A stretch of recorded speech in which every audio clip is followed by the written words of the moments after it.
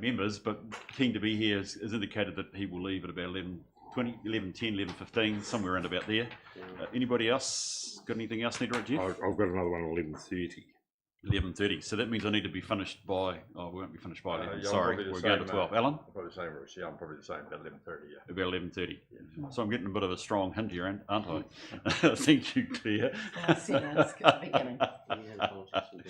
Okay, well, look, can I move from the chair that we take those, we sustain those apologies with some sense that I might try and get done by 11:30 if we can. Can I have a seconder, please? Thank you, Rangi. I'll put the motion. All those in favour, please say aye. Aye. Those against? It's carried. Brilliant. Are there any matters of interest on the agenda that people need to raise? I wonder, Malaviki, just remind me, I do have a very minor one I just wanted to clear when we get into public excluded. It's not a big drama, but I'll let you know at that stage. I've had no request for public at all. G'day, Darren. So major late items. We actually have a couple. There is an updated performance report that has been added to your diligent board books. So if you haven't resynced, now's a hang of a time to do that. And the other thing is that we will have our external auditor, Derek Olsen, with us later in the meeting. And there is an initial paper on the sort of outline of this year's annual audit. Derek has overnight given us an actual plan. So I take it, Patricia, that has been circulated, has it? That is one of those late items. Oh, so it's been synced in as well. Great, yeah. Thank you very much. So that's in your books as well. So if you could note that, please. I'll move from the chair that we receive those major late items. Do I have a seconder? Thank you, Bex. I'll put the motion. All those in favour, please say aye. Aye. Those against? It's carried. The second thing I'd like to do is just look at the agenda and just recommend one change, and that is that we do have, as I've said, Derek Olsen, our external auditor, coming, due to speak for item 6 and also the first item after the minutes in the extraordinary. So what I'd like to propose is that we deal with Eric roughly in one hit. So I'd like to move item 6 to the last item in the open agenda, so that we can then deal with that issue, which is the audit plan, and then when we go into public excluded, deal with the item that is relevant to him. That's the one change I would propose with the agenda. Is there any comments or questions people would like to raise on that? It's just about expediency and being efficient. In that case, I'll put that we confirm the agenda with that amendment, with item 6 moving to the end of the open session. Do I have a seconder, please? Thank you, Rangi. I'll put the motion. All those in favour, please say aye. Aye. Those against? It's carried. Right, now I better open my agenda and get myself going. Can I please move then to item 4, and indeed item 5. We'll do item 4 first, obviously, which is receipt of the minutes. We've got a couple to do. Obviously, the first was our last Risk and Assurance Committee meeting held on the 16th of December. From the chair, I'll move that we accept these as a true and correct record. Do I have a seconder, please? Thank you, Bex. Is there any discussion matters of accuracy that need to be raised at this point? As I want to say, it looked like the meeting I was at, so that's great. Okay, so look, there's no discussion. I'll put the motion then, please. All those in favour, please say aye. Aye. Aye. Those against? It's carried. Then, of course, we had a second meeting on the 21st of December, primarily in relationship to the annual report. Again, from the chair, I'll move that these are accepted as true and correct record. Thank you, Darren. Is there any discussion on this set of minutes? Accurate? Makes sense to you? Well, it's accurate. Thank you. Okay, I'll put the motion in, please. All those in favour, please say aye. Aye. Those against? It's carried. Thank you very much. So just to note again that we are up to item 6, but I'm holding that over to the end. So if we could move to item 7, which is the health and safety report, please. Mr. Chair, Gary is actually away as a result of COVID. I think Michael Right, would be happy to take the report as read and answer any questions. right. I wondered whether even the COVID section, Claire, was up to date given the announcements overnight, but is there anything that you could share with that at this stage? Look, to date, we've been relatively fortunate at Invercargill City. We've had about 15 people off at any one time. We've got a COVID response team of about half a dozen officers, 8-9 officers working, but we delegated authority to Russell Pearson to be the COVID response manager, dealing with it a little bit like a civil defence process. It's been well received that somebody from within the team is advising the team what to do, and it's gone well. We've implemented the changes as they've come about. Council delegated the authority to me on Tuesday night to adjust settings at those areas where we have introduced vaccine mandates. And I put out a note to councillors last night to say that although the change comes in from 11:59 p.m. on Monday the 4th of April, we will introduce them from 11:59 p.m. on Sunday the 3rd of April. So we start a new week with no armour guard, no security, back to normal, as you might put it. We will, however, be reassessing the risk assessments around now that a passport requires 3 shots. If we have assessed the officer as needing to be vaccinated for the purposes of holding a role, and a swimming teacher is a good example of that, we'll be making sure that all swim teachers have had the 3rd shot as well. Thank you. Yes, Rangi.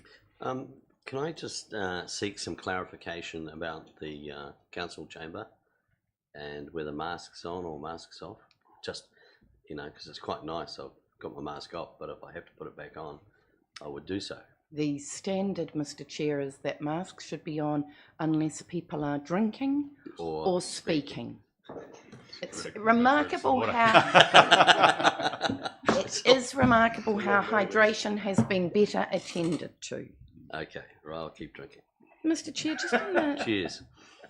in the nature of the value of learnings, I would highlight one thing from this report, and that is the Splash Palace fire alarm.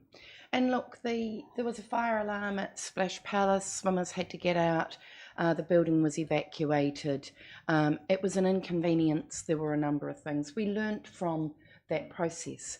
But more than that, and what's referred to here, is that whilst we were fully compliant at all times with building codes and so on, we actually went right back to the beginning to say what caused this to come about. And I think it would be fair to say that there was a degree of frustration felt by some officers as we continued saying, but why, but why?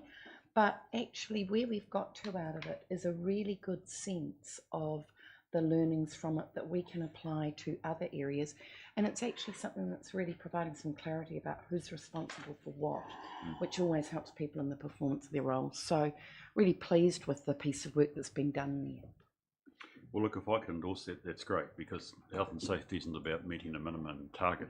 It's actually about what is relevant and good. Yeah. So I noticed the idea and the concept of root cause analysis, which makes sense. Yes, Ross. 2 questions. One is around COVID, and if you can comment on any mental health issues that you might be experiencing. And I'm finding it common in a lot of organisations, the stress that people and their families are under. Mr. Chair, I would refer to a conversation I had with the senior manager yesterday, where the comment was that our staff are actually beginning to behave like our demanding customers. I said it in the chamber in relation to our customers and the need for security guards, that people are on a shorter wick than usual, and we're certainly seeing that courtesy is the first thing to go when people are feeling more harassed. And whether it's the need to remember your mask and not just your keys and your wallet and your cell phone, or whether it's I've got family visiting and are they going to get out without getting a positive rat test, but we're seeing that courtesy and shorter wicks are the way I would describe it, best of all. But it wouldn't be exclusive to this organisation. Not exclusive at all. I think one of the difficulties of this organisation, though, is that people work for local government not because they want to be paid the greatest amount or because they want to get the fancy incentive bonuses, but rather because they want to make a difference in their community. And it's the thing that comes through all the time. And the other thing that comes through all the time is that they really enjoy the people they work with. They might not like the management, they might not like the governance, but they really enjoy the people they work with. And it gets harder to think about recovery and well-being when the people you work with and the community you serve are both snapping quite quickly. And there's a challenge for us as managers about how we lead a recovery. And we see that insofar as patrons aren't going to cafes. We're nervous about whether we'll get patrons coming to the Civic for shows, and so whether promoters will come to Invercargill. But actually, the key driver for people to come and do a good job has just got a bit harder, and we're going to have to be a bit more innovative about how we motivate and keep energised the people that we have when we're dealing with people who have less respect and less courtesies. The second question was, the report is more a note of incidents rather than a report to this committee on risks and indicators and trends, and probably what I would expect to see. Mr. Chair, we had this discussion at ELT. I think it might have been Andrew Cameron who said he would have expected to have seen a report that had something like the numbers of near misses and lost time injury and so on. And I actually said, I very clearly recall the Chair praising us for the very helpful narrative that was presented at the last RNA for health and safety. Right. Okay. Yes, I think Gary actually came to present it, and it was. And look, can I say to you that we're aware of the need for better data in relation to health and safety, in relation to everything across the organisation. But Michael will support me in saying we can't introduce new systems across the organisation for everything at once. And actually, we're still encouraging our people to report near misses and to really get the value out of health and safety. So we're working on it, but we're also making sure that you get the headlines. So you called me out, Ross. Oh, perhaps clear. Because Ross, I agree with you. I mean, Ross, your point's well made, and I certainly agree with that. And Claire, I think we're not wanting to. There's no divergent view. No. I hear your point about systems. I think it's something that progressively we will want to see, shall we say, picked up in the report. Is clearly a focus around systems with a view towards us collectively being officers, and actually that the obligations and duties that we have under the Act are being fulfilled. So that's around systems, it's around risk identification, and dare I say it's even that was the sixth leg of due diligences, which is even self-verification that the systems are working. So I think we'll be looking for that sort of step and move as we go on. Thanks there, Ross. Is there any other questions? By the way, folk on the screen, please make certain you either raise your hand or wave your hand or whatever if you've got questions, please. Right, is there anything else that people would like to raise about this report? Thank you very much. I will. Do I have anybody? What's our resolution? Sorry, do I have anybody to do it? Thank you, Darren. Do I have a seconder? Thank you, Rangi. Is there any discussion on the motion? It's quite full that we received the report. Oh, hold on, I'm the wrong one. Sorry, I've gone back to item 6. That's not good. That we receive the health and safety report. No discussion. Can I put the motion then, please? All those in favour, please say aye. Aye. Those against? It's carried. Thank you very much. If we could move to item 8, which is the updating on working together, which is possibly. I'm happy. Back to you, Jane. Jane has got family matters to attend to today, so she was a late apology to us that she couldn't be with us. I know she'd love to be, but family were more important. Michael. Oh, Michael, you're in front. Yes. Thank you. Appreciate that. No. Tēnā koutou katoa, councillors. Yes, I'm stepping in for Jane, work with her on this project. It is an update, as I'm sure you're all aware. The PGG workstream is coming to its conclusion with its legacy report. That the draft is in hand and is slowly working through its various editing phases. You'll notice there is a budget update there also. It looks like the project will be coming in well within budget. We are expecting an increased spend as we come to the end, as you would expect, with additional work to conclude the legacy reporting. There is one small amendment I suspect there to the budget, is that the planned councillor development that was including the Richard Westlake workshop on governance has unfortunately had to be cancelled at this stage, but it's effectively postponed to a much later date. So that means that that spend was unlikely to now be able to happen. So I just thought I would flag that in terms of that budget. And the only other aspect that we will need to continue to work on and come up with a plan is how some of that monitoring functions PGG does is transferred to this committee post the end of PGG, which is expected around June. So other than that, I'm happy to answer any questions. Thank you very much, Michael, and certainly, if not planned, stepping into the breach with Jane not here. Any questions from members of the committee? No? Not all. Have we got? No? Nobby, were you keen to make a comment? Sure. Yep. Just not a question, just a comment. In the third paragraph in the purpose and summary thing, part of the report, it does reflect on a view by Jane that that this committee should turn its mind to steps that could take to mitigating the risk of project gains being eroded by political statements which appear to criticise the performance of the organisation or of staff, although some may not have been that intent. I've already flagged that as a risk going forward, and I have given some thought to my role in that, and whether my current role is a compatible fix or fit with that. So I'll give you an update shortly on that. Thank you, Nobby. Appreciate that. Any other questions for folk?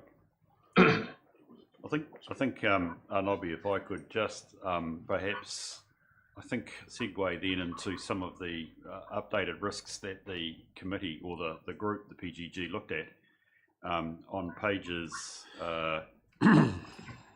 26 and 27. You can see the risks around 9, 10, and 11, which is, I think I'm just wanting to call it the challenge for us all, with the project in a sense winding down. Jane, by the way, has done tremendous work, and I do have in my hand a draft legacy report which includes the wrap-up interviews that you have all done with me and Jane. That is well in process, winding down. The reality of it is we've got a number of months prior to the elections, and let alone post the elections, to live with the good results of that program. And so that is an ongoing risk, and one which I'm not certain there is anything I can do other than remind us that actually we have to live with what we have established over the last couple of years with Jeff and Lindsay's help. Okay, final chance for any questions or comments people like to make. Oh, sorry, have we got Bex? Is somebody? Nobby's got his hand. Oh, Nobby? Yeah, just a final reflection on that page 25 that you referred to, event number 5. I'm not sure the post mitigation likelihood of being green is actually the right colour. I still think in the communication area we have some risk in that area. We certainly haven't done well in selling some of the issues that we've had around council. Museum going forward is clearly one of those. Annual plan goes out at the moment with a suggestion that we employ a consultant in that area. So I guess internally that's something we haven't achieved, and green gives a false impression by my way of thinking. Yes, Rangi. Yeah, well, I would completely disagree with that, saying that I believe the communications are effective and are doing their job, and they're working within the environment they have to work with, which is not easy, with various comments coming from elected members. So I think the communications are dealing with everything as best as they can. Thank you, Rangi. There is a complete package here, isn't there? It's actually the behaviour within the chamber and the comments that we make. There are the relationship which inevitably we must have, particularly as we go into the electoral cycle with the media.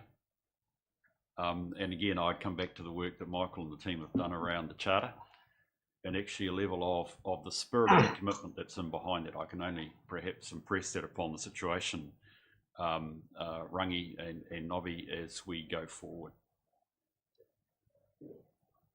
Right, I wonder if we could move to the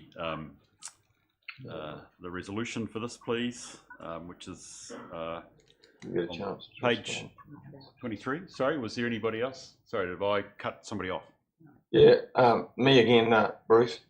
Just as a response to Rangi's comment, I mean, while he might feel that comms do well with the information they've been given and maybe some of the comments that are made in the community, if that was the case, why do we need to employ a consultant to, and I quote, craft the narrative for the museum project? I mean, we've got a team of 7 or 8 in the comms team, and we need to employ a consultant. Doesn't sit well with me. Sorry, I'm just looking here. There might be some You can see a number clarification of on the fact. officers with furrowed brows. I'm sorry, I'm not aware that we are employing a specialist comms or a comms person to be completely focused on the museum communications. No, it's a different planet. It's possible. Nobby, you're on mute, so if you're trying to explain it. Yeah, point of order, Chair. I will find that it's in the consultation document that's gone out, or some of the supporting documents that have gone out with the annual plan. And I don't appreciate councillor saying that I'm living on another planet. And a bit of respect would be a suitable sort of thing for that.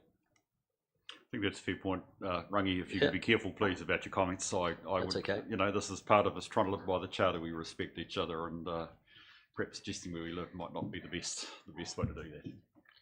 So, look, I think that's a matter of fact that can be dealt with outside of this. Possibly, the nature of the conversation does suggest, while not suggesting that staff aren't being effective, that actually our approach to communication might have a different colour than green, and we should be aware of that. Yes, Darren. If I can, Chair, I think part of the issue is that there's been a lot of opinions expressed around the museum redevelopment project, and they've been debated, discussed, directions set. The direction that's set, which is the one that's communicated, doesn't reflect every opinion that's been expressed. But you know, when you're focusing on explaining what's happening, it's the communications is looking forward. It's not necessarily about explaining every point that was raised in the debate. So whether that was the concern that Councillor Clark had or not, I'm not sure. Thanks. Thank you. Yes, Rangi. Well, I would say we still have to complete the annual plan in which these things will come to fruition. So that is when, if we're looking at the details of how we communicate, that's when we move forward and dwell down into that. But at the moment, we have to work with something. Thank you, Rangi. And that's right, that I've seen the consultation document that's out, and that's a process which, you know, you're in the middle of now, so it's wise to see that going through. It is actually an important stage, consultation, when we have to think seriously as elected members, what is the communication we have? Because actually you put your best foot forward, you're asking people for their views, and you have to be careful what you say and do in that period, because it's the community's period, it's not yours, you've had your go. Right, is there anything else that people would like to raise about the Working Together report at this stage? Your hand is still up, Nobby, is there something more you'd like to say? No, that's fine. Right, okay, if we can move to the recommendation, do I have a mover and a seconder for this motion that we received the report? Thank you, Rangi, thank you, Bex. Any discussion on the motion? There being none, I'll put it. All those in favour, please say aye. Aye. Those against? It's carried. Right, if we move to item 9, please, which is development of organisational risks. And Peter, I think it's a verbal update. Thank you. Morning, Mr. Chair. Yeah, just a verbal update on where we are at the moment. The finance and insurance teams have developed their individual risk registers, and they've been reviewed by the general manager, and we've developed the top 10 risks that are for the finance and insurance group that will be reported later on in this meeting. The remaining groups, customer and environment, leisure and recreation, infrastructure, and the office of the CE are developing their risk registers. Once they have been reviewed by the respective GMs, these will be reported at Risk and Assurance Committee meetings going forward. While we're doing this, we're also identifying risks that should be sitting at the Chief Executive or the ELT level. Once this register has been developed and reviewed, that'll be reported once again going forward. Mr. Chair. Thank you. What's the timescale on the sense of the development here, Peter, in terms of its arc of time? When will it be complete? I'm planning on the June meeting to report the remaining groups, top 10 risks at the June meeting, and then at the following meeting, the ELT. And then going forward, it'll be one group at each meeting to deep dive on any risks that are in there going forward. Brilliant. I take it at some stage we will have a sense that while there are 4 or 5 groups there, that we will have a sense of what is the council strategic risks, the higher level that will come. Yeah. Those will be the ones that will end up at the ELT chief executive level. Brilliant. Can I invite people to raise questions if they wish to for Peter at this stage? Yes, Jeff. So I'm just interested, who decides what internal audit might be done? You're talking about the internal audit as in contrast to the risks? Well, and yeah, because it says both internal audit and continuous improvement. That's the next item. Oh, sorry. Sorry, Jeff. We're dealing with just the update on the organisational risks. Cool. But I might have read that wrong actually when I introduced you, Peter. Sorry about that if I set you wrong, Jeff. Okay. Look, that's great. I mean, it is the one key piece from our agenda, in a sense that's missing. That's not a criticism, by the way, at all, Peter. But I just realised the process that you're going through. So we'll be keen to see the fruition, or at least the end of this first stage of it coming to us, and we get that process going. So. Thank you for your report, and I'm glad with the progress, and we've got a sense that this stage will join us with the June meeting, which will be superb. So thank you. So look, I'll move from the chair that we receive Peter's verbal update. Do I have a seconder, please? Thank you, Rangi. Any discussion on the motion? I'll put the motion in, please. All those in favour, please say aye. Aye. Those against? It's carried. Right, I suspect you're staying there, Peter, the internal and continuous improvement. So, Jeff, keep your question ready. I think we're into it. Peter, in your hands. Thanks, Mr. Chair. Page 36 on your agenda, I hope it coordinates that way. Table 1, the continuous improvement requests. You'll note we've completed 4 that are shaded out there, so they'll not be reported going forward.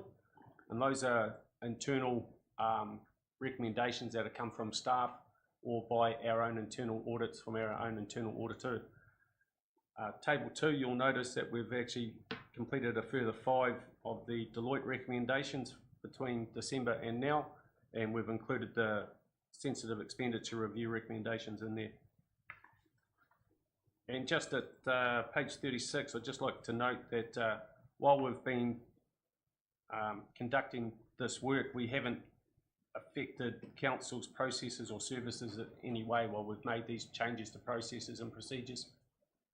And also noted in the Audit NZ report on the annual plan, annual report, was the comments of how we're progressing on the recommendations from these Deloitte reports. Brilliant, thank you, Peter. And I appreciate you responding to one request from the chair, which I think is very helpful, which I will endorse, which has given us a sense of what, in terms of the outstanding recommendations, what's their significance. So thank you for that. Jeff, let's have your question, please.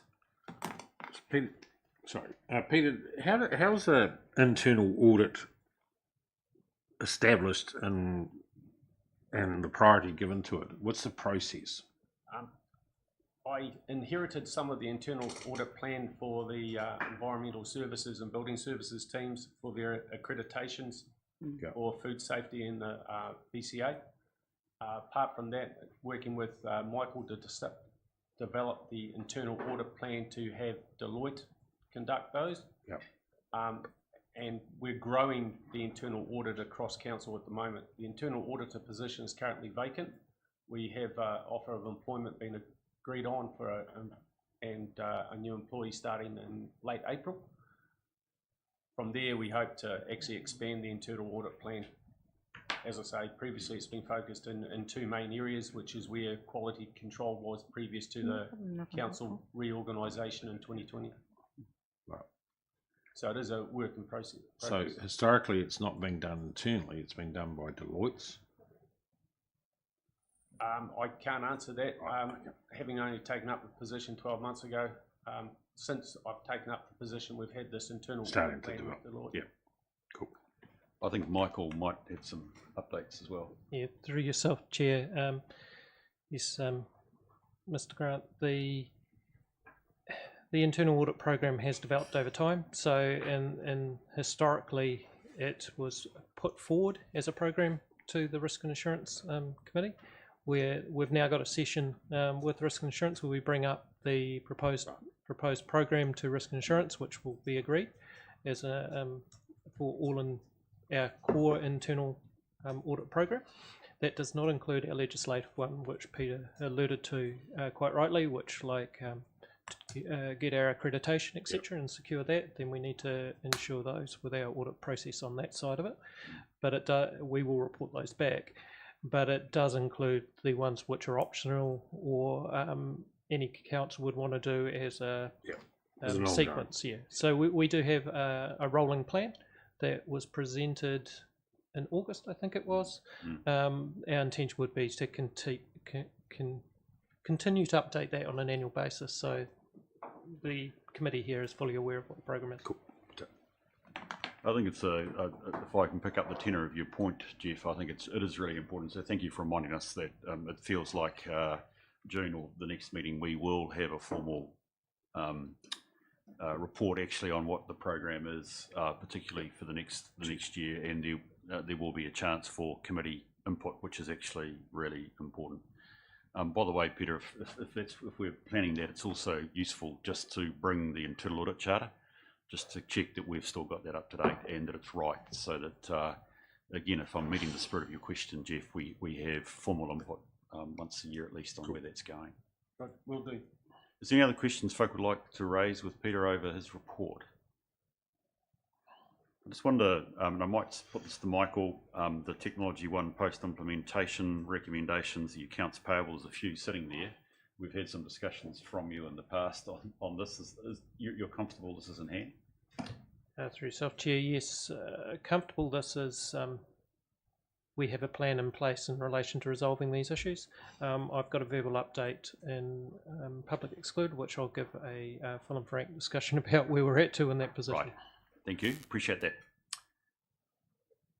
You'd always check the screen, nobody up there's got questions. Right, can we then look to receive the report? Do I have a mover and a seconder, please? Thank you, Darren. Thank you, Bex. Is there any discussion on the motion? Being none, I'll put it. All those in favour, please say aye. Aye. Those against? It's carried. Thank you, Peter. Appreciate that, man. That's very helpful. Project manager. This has been the most awaited for report, Aaron. The project management office. It's got to be Lee, is it? Thank you. In your hands. Thank you, Chair. Well, just to obviously deliver the report to the committee. Most of our in-flight projects at the moment are tracking quite well. City Streets obviously has some challenges with the contamination we found, but we are working around the opening of the farmers building, so that's a tricky project, but working well. Anderson House is delivering well. Stead Street is delivering well. So our in-flight projects are delivering quite well. Looking ahead to our next tranche of work, there's some challenges in the market. Obviously, there's quite a bit of flux in the industry at the moment, and that's something that we're looking at the moment in different types of procurement strategies, and whether we look at going out for, sort of engaging the contractors early with requests for interest or EOIs, and looking at different procurement methods to engage the market early. Really wanted to open up to any questions, really. Thank you for that, Lee. Appreciate that. That's great. So, members, do we have questions here for Lee in particular, and probably Aaron as well? Yes, Rangi. It's more of a comment regarding the current climate at the moment for procuring everything involved in building industry, whatever, and this will not change quickly. It's going to go on for a couple of years at least for it to, right itself, and combined with a probable impact of finance being more expensive, I think our timing of our next most critical project, which is the museum, is well timed where it sits. I would not like to see it any sooner than it is now. So I think we are fortunate that our timeline is operating like this. I think it's where the planets align. I think we're in a good space. Thank you for that, Nobby. I see your hand up. Oh, sorry, did somebody up? Jeff, were you going to? No, I was just Nobby, your hand's up, sir. Yeah, Lee, just two things on page 42 of board books. It seems there that the Branksholme original budget for Branksholme upgrade was 11.5 million, and it is now sitting at close to 25.5 million. That seems an awful lot of increase, nearly $14 million. Yeah, but that's well. This is the Branksholme pipeline has been broken into 3 sections. That's pipe supply, drill shots, and main construction. We've been working with the team on various different cost workshops. As the project's developed, obviously it's increased in cost, and I suppose the testing of that is the original budget was probably too low to deliver that scope of work. Happy to talk to that. Some of the committee may recall that in about September last year we came and spoke about the Branksholme pipeline project. At that stage we noted the fact that there was a significant shortfall that we expected to occur for that project. At the time I flagged that I expected it to be at around the $20 million mark, but that we had gone back and that we were fully repricing that project now that we had more information going forward. We will be bringing a full report to Infrastructure Committee in the coming couple of weeks to talk through the exact build-up of that project and to receive approval for that amended budget from the committee, from the Infrastructure Committee. Thank you, Aaron. So there's more to come on that. That's good to know. Nobby, you had 2 questions. You've asked your first one. I think you've got a second one or statement. Second one relates to the Civic Administration Building project again. Another one that was flagged in the long-term plan about a year ago at $16 million and now close to $28 million. That's up nearly $12 million. The 27 is a placeholder. So the team have been working on the historical information and the project brief and scope, and we've had another QS review of all the costs. Obviously, we've increased contingencies and other costs in regards to the risks in the market at the moment. Obviously, when that budget was formed as well, and that budget was conceived, we were in a different market. So that is just a placeholder of what we believe to be the absolute limit of what we could be facing, and we're working on a value engineering and a scoping exercise on that before we proceed any further with that particular project. Thank you for your question. Just a reflection, Chair. If you're okay with that? Yeah, no, sorry, just go for it, Nobby.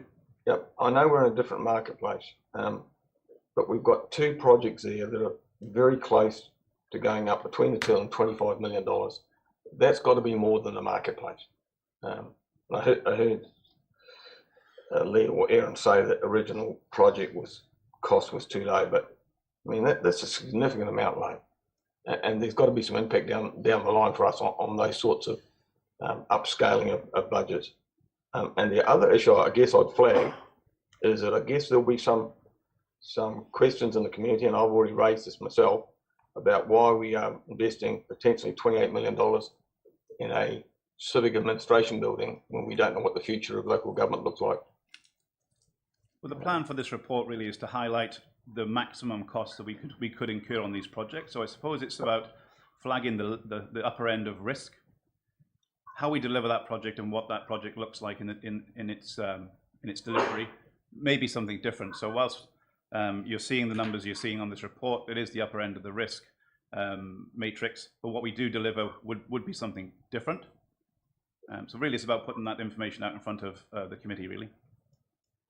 I wonder if I could invite Claire to comment. I think she's got some comments to make on this.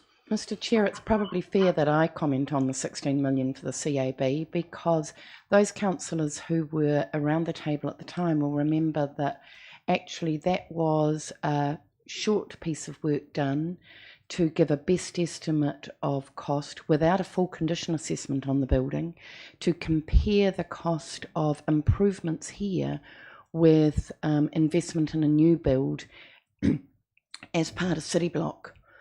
And so what's happened is that between the time of that work being done in 2018 and this work being done with far greater knowledge of the condition of this building, and as Lee has said, the total scope as opposed to value engineering getting to an agreed project, there is a significant increase and there's work to be done to get back to a point that everyone is comfortable with.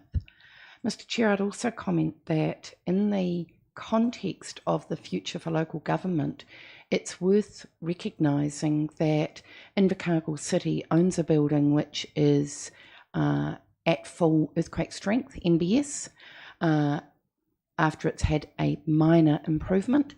Already full. Yep. And that the future for local government will definitely require some staff to be seated somewhere within the lower half of the South Island and indeed Invercargill. And I think that I would make a claim that you would do the best for your community to make sure that your CBD has employees walking around at lunchtime by making certain that it's this building that is the only choice for the seat of local government in the region in future. Yes, Rangi. Yeah, I think that's an extremely valid comment, because it will be right there and right now. It won't be. We can provide that. It's. I think Claire's made an incredibly important comment with the future of local government and the potential amalgamation. You know, we don't know what's going to happen. We could need more space.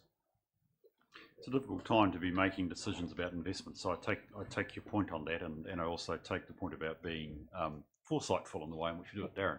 It's probably also worth recognising that not every other council is in the same position that we are. Mr. Chair, could I just advise the council that as recently as Monday, and with a commitment to an ongoing discussion, officers have engaged with Environment Southland, who are looking at their requirements to make sure that we are aware of each other and seeing if there is synergy to work together in parts. Can I ask a systems question, please, Lee and Aaron? And I guess it's a follow-up in some sense to Nobby's situation. I don't know when the Branksholm estimates were prepared or the scope was prepared, but I do sense it was prior to the PMO being created. Is that, am I roughly correct in fact? So it's not that a PMO automatically means we have great estimates which will never have a variation. No, and I think you can see where I'm going. How do I have, what is the benefit? How do I have the assurance the PMO is going to help us bring to the table right scope, right price, given in mind that when you're pricing, it's still speculative about what's in the Yeah. future. What are you able to bring that is giving us not this won't be repeated, but perhaps greater assurance over initial estimates and therefore funding needs, etc. Well, we're building a team, Chair, that's got a lot of capacity and experience, and been able to sit down and really analyse these projects. I mean, we really got under the bonnet of a lot of these projects and work through, what is risk, what is contingency, and we've started to, polish this report and start to bring figures to the table that are meaningful, they're accurate, and they're challengeable. So I think what the PMO brings at the moment is clarity, some assurance, experience, and putting down data in front of you that's credible and can be relied on in the future. So when projects are mooted, we have a brainwave to do X. Yeah. What's the Asset management. Sorry, thank you, Claire. I'm project. getting a bit loose, aren't I? Thank you for that, Claire. When our asset management planning condition assessment suggests there's a significant project to be contemplated, commenced, the idea of business cases, etc. Is the PMO involved at that stage? I'd like to think that we would definitely be involved in that stage, and I think that's when we can start to develop and use our experience and the tools that we are developing, every week at the moment, to bring better clarity of what that scope is. Go through good practices, going through investment logic maps, going through business cases, the sort of thing we're doing for the museum. Putting some rigor around a dollar, putting a rigor around a scope, and putting good data in front of council. And this approach is integrated throughout the council. So I can speak to that one. At the moment, to be completely honest, the PMO is plugging a little bit of a gap in terms of some of that business case work and investment management going forward, in terms of making sure that we get the right figures put in front of the elected members. What we do have, though, out of the changes that we've made to the structure of the infrastructure team is a role that's dedicated to do that in the lead up to the next long-term plan, so that we will have that ability to go actually back to the start of these projects and formally business case them, better scope them, although again not fully scope them ahead of the long-term plan. We still expect that there'll be some changes, but to get a little bit better at that. The other thing I'd note is that with the Branksholme project in particular, there's a couple of factors that come into that increase. Some of it, frankly, is a lack of maturity within the organisation in terms of pricing those projects early. But the other one was that council also made the decision to significantly change the alignment of that pipeline project. And that's also significantly increased to the cost. There was a desire to make sure that we did not go through Queen's Park. We've also then resulted in the project being priced on open trenching, where we now are going to be drill shotting under rivers, things like that. So there's some significant changes to the scope of the project, as well as the fact that we needed to develop a bit more maturity in terms of contingency planning, what were professional fees going to be, things like that. It's useful. No, thank you for that. Just a couple of things. The Three Waters program. I didn't necessarily understand all the short comments that were in the box on the bottom of page 42. So things like panel and contractor performance was just a statement, but I wasn't certain what that actually meant. Is it good or bad? Well, wrong words. I mean, what does that mean? It's actually a carry on from that the line above. Final delivery program is subject to resource coordination with SDC and the construction panel, and the. Oh, okay. Sorry, got you. Yes, I was reading it too quickly. Sorry. So our teams are working with SDC and just making sure that there's a limited pool of contractors out there, and there's a lot of work out there in that same space. Are you finding your procurement strategy is enabling you to and will allow you to think of these different ways of procurement? We're looking to be very agile at the moment. We've gone to a design and build sort of view on a couple of different projects. So we're early phase on that to see how the market reacts to that. Early engagement has been good. So we're just keeping ourselves very agile on that sort of space. We're looking at traditional methods, whether we design it up fully ourselves. Looking at the timing of program and delivery at the moment. We're in a really, really hostile flux space. And as Councillor Potton just said, that's not going to get any better anytime soon.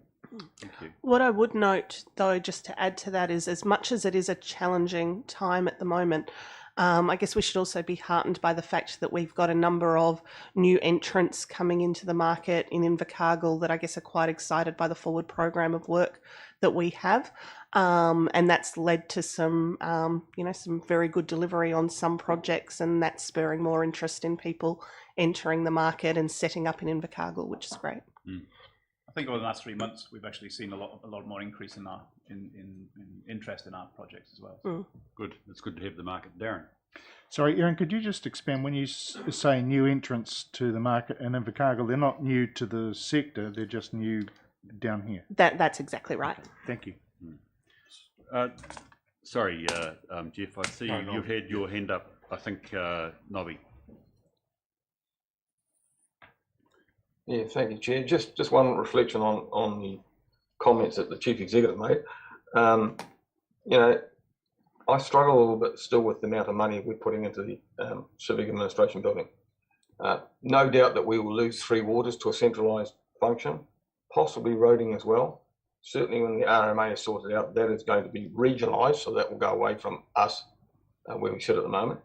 But the Chief Executive is quite right. If we end up with a combined council, because I think that's where we'll go to because of the drop off in those other 3 areas of work.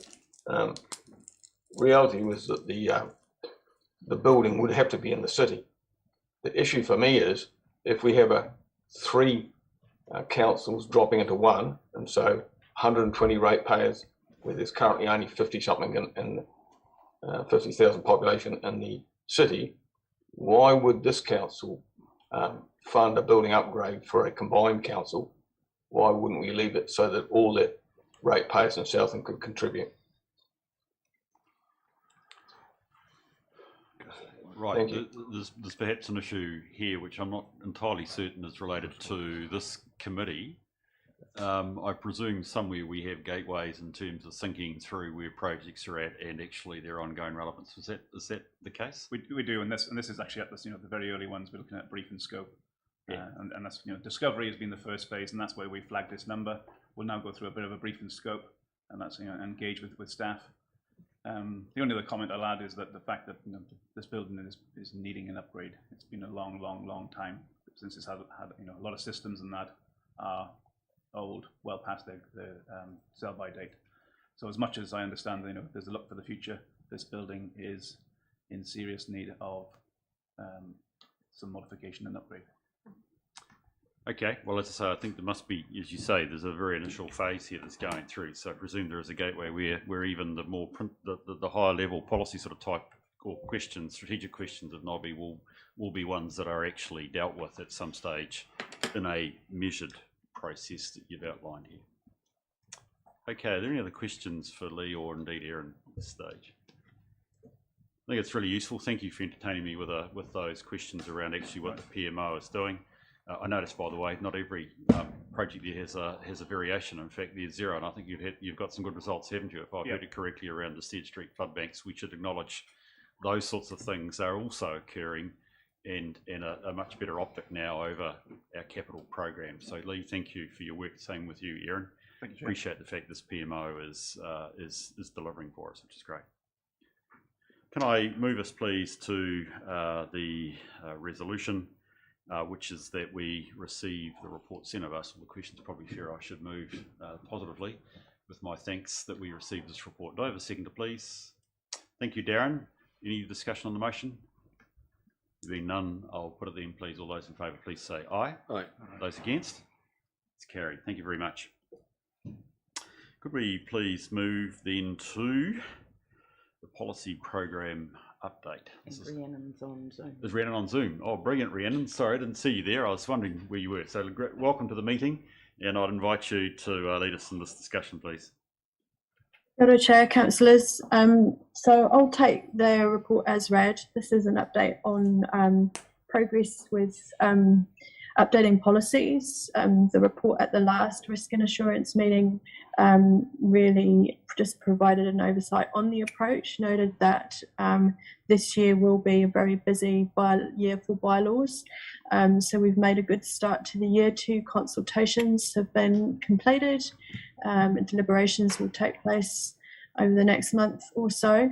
And good progress is being made against the rest of the plan. There is still a lot of policies that are due for review, coming due for review now. And so we are prioritising, obviously, those ones that are of higher regulatory status, just to make sure that we're moving through the work in a systematic way. Those policies which have been completed since the last meeting are attached for reference, and I'm happy to take any questions. Thank you for that, Rhiannon. This is probably thankless work in the sense that we are a creature of considerable numbers of policies, bylaws and positions we need to state for certainty for our public. It's the way we need to operate. So in case we finish this item without saying thank you. This is, as I say, possibly appears like a thankless task, but it's nevertheless very, very important. Members, we've got Rhiannon's update. We've got a sense that there is a heavy workload here. It's being pinned to risk and importance, which makes a lot of sense. And we've got stuff that has been put through, which again is helpful. Are there any questions or comments for Rhiannon, please?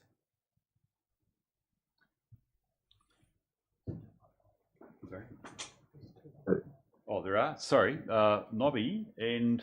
There's a second one, is there? It's Worship. Oh, it's Worship the Mayor. So, Nobby, you first, please, and then Tim. Yeah, thank you, Chair. Just one thing for Rhiannon, on page 67 of Board Books, it talks about proactive release of information. And when I read through this document, it does cover big chunks of what we would want to have in it, but it seems to miss out on what happens to stuff that we take into PE and then subsequently do nothing with it. It just seems to sit there forever and a day. And whether this policy should cover some sort of process that as we take stuff into PG, we also decide on when we openly release it, as opposed to somebody actually requesting it.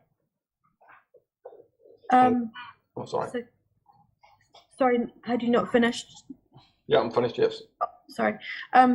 So through you, Chair, yes, so the proactive release policy is addressing the issue that you're talking about, Councillor.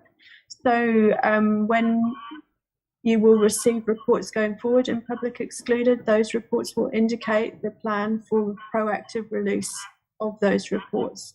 So that is obviously at this point not a retrospective process, it is a process from this point, and this policy is dealing with that. Okay, thank you. I think just to clarify Nobby's question, or point, Ren, I take it this policy is neutral as to whether the matter is in public or in PX.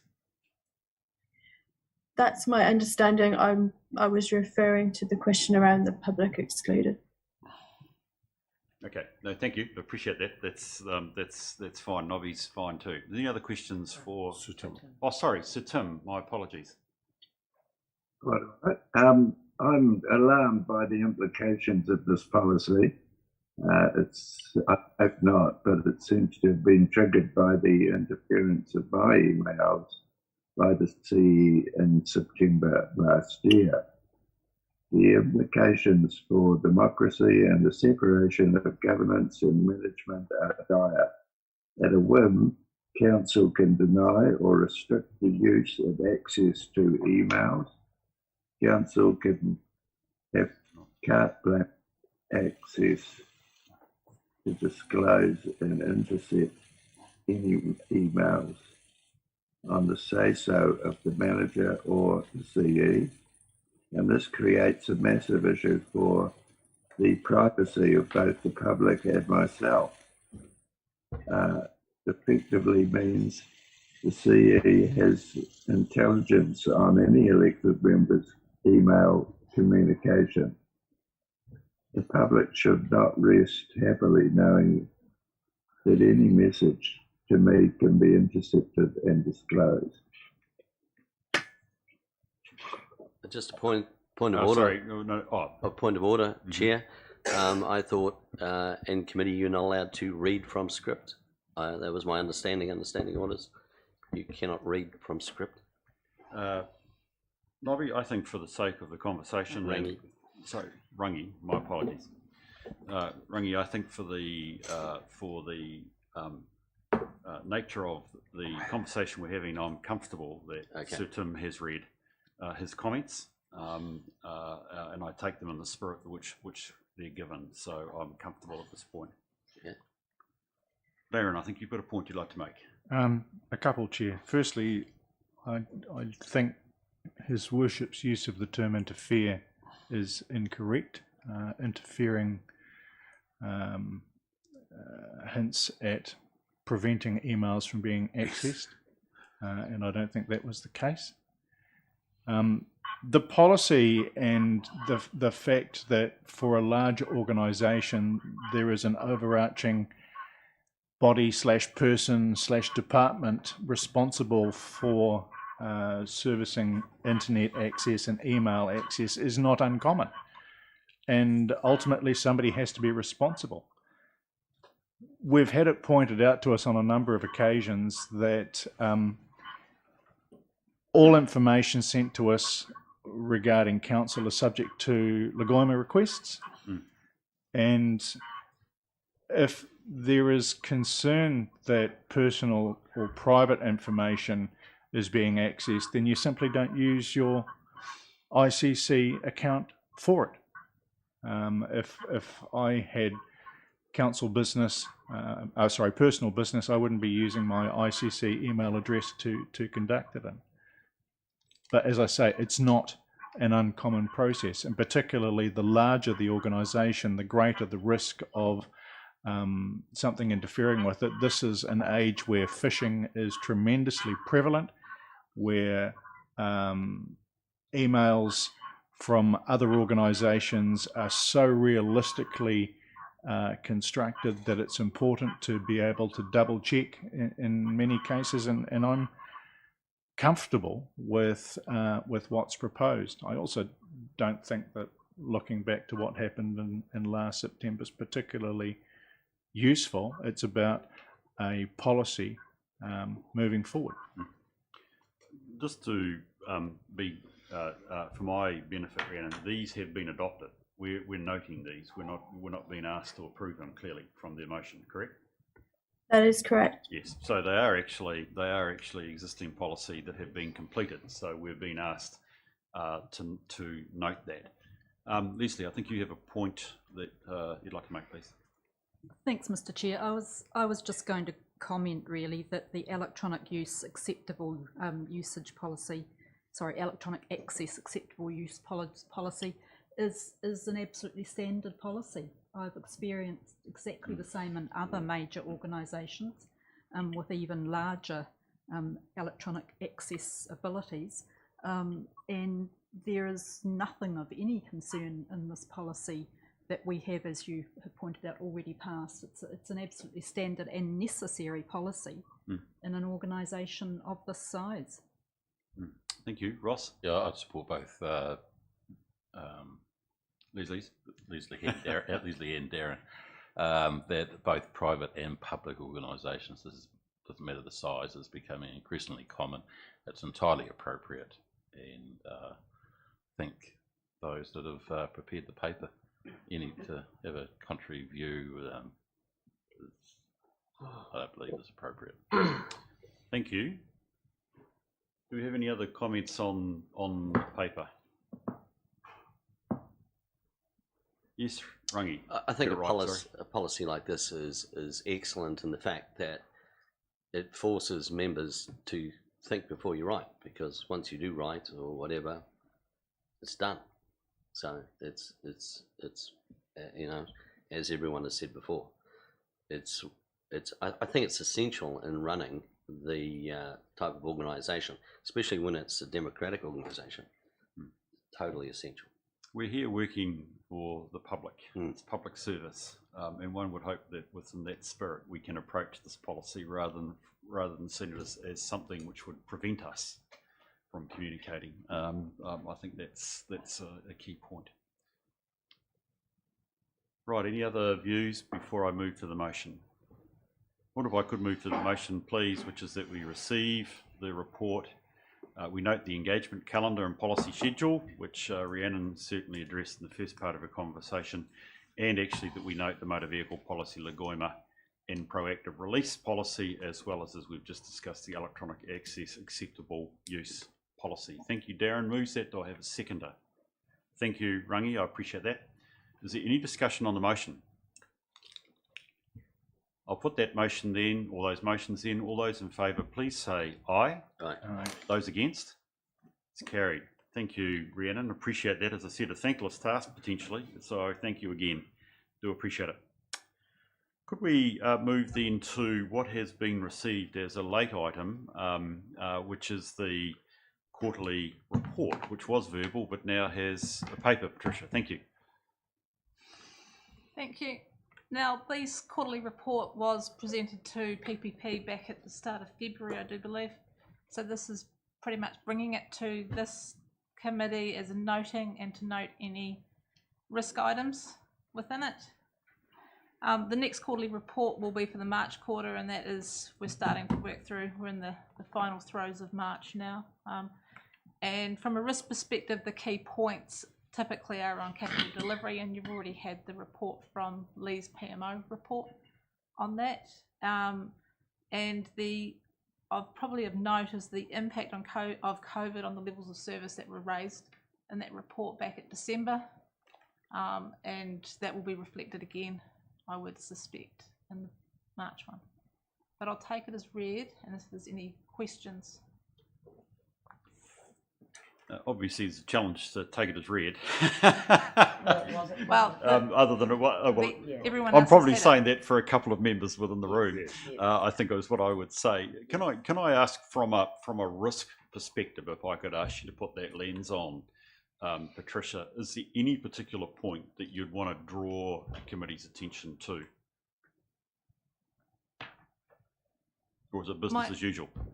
The biggest risk that, as I see it, continues to be the capital program and delivery of the capital program, though it is noted that, you know, we've got some projects that are delivering well and others that are behind, but it's getting that right mix of this is how much we're going to deliver so we know how much to fund, and we have that all nicely aligned.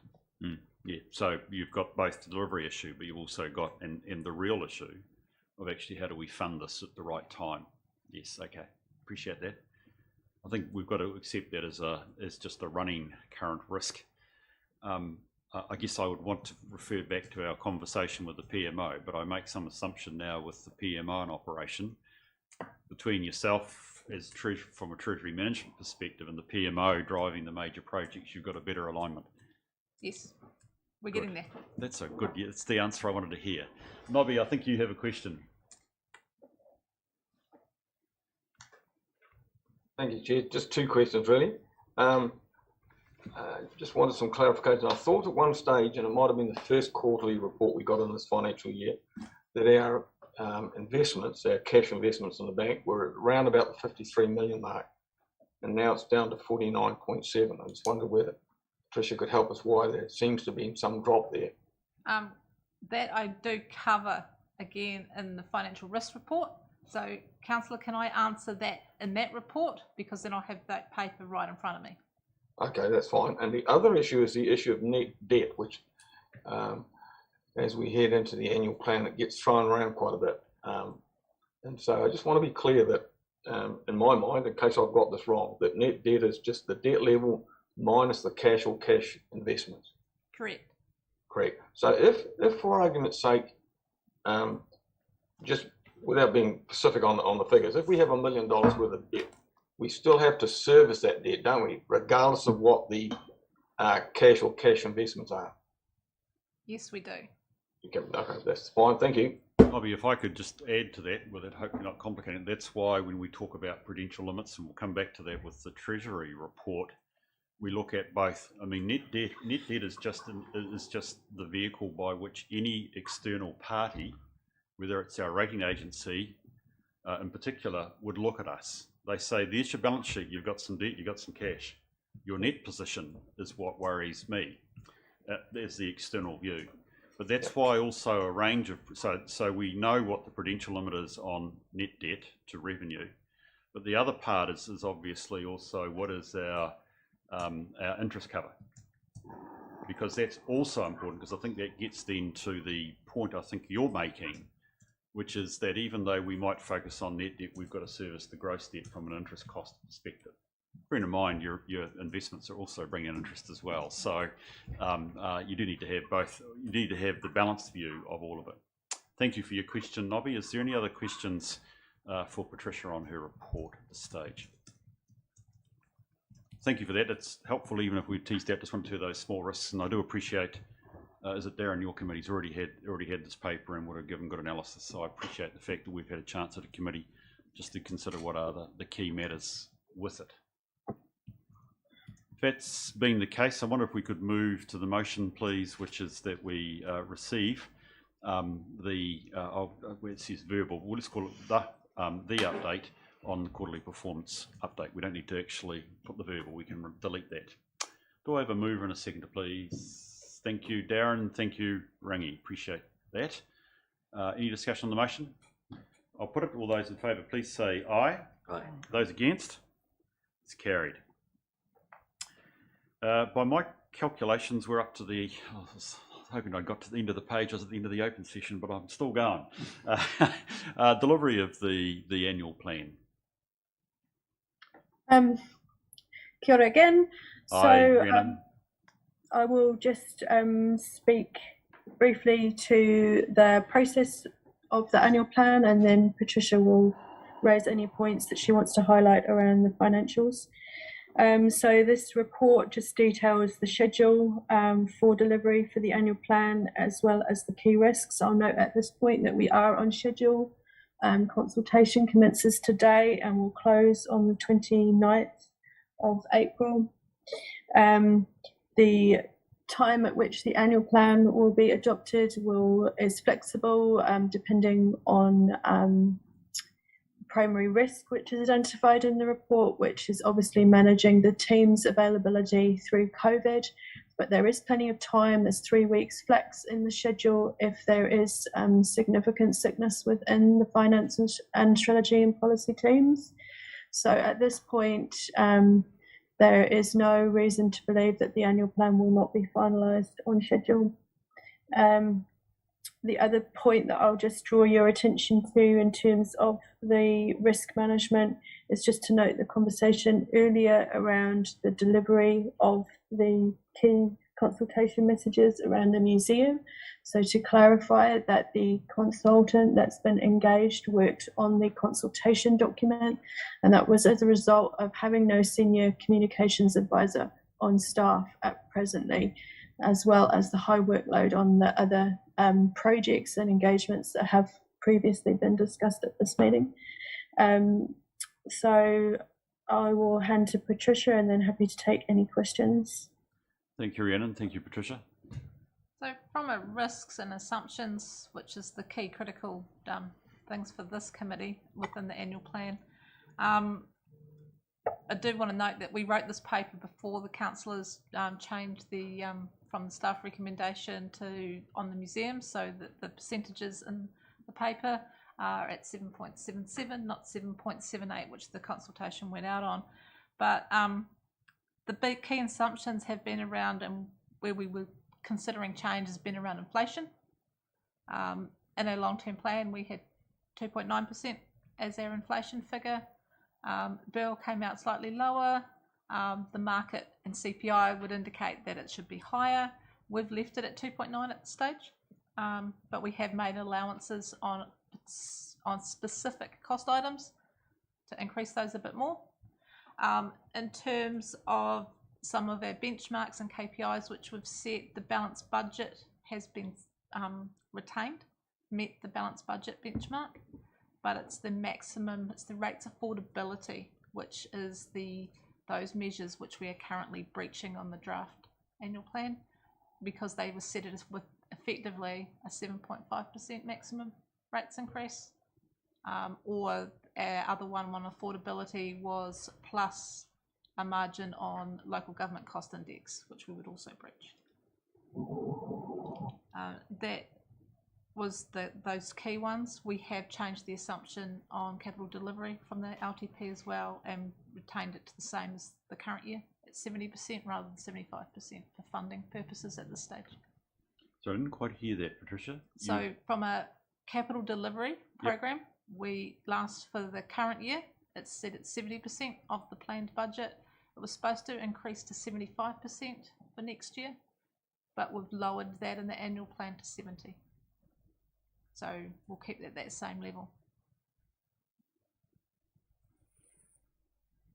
And those were the key points that I wanted to raise there. Thank you, and that's both from you and Rhiannon, very, very helpful. Thank you for that.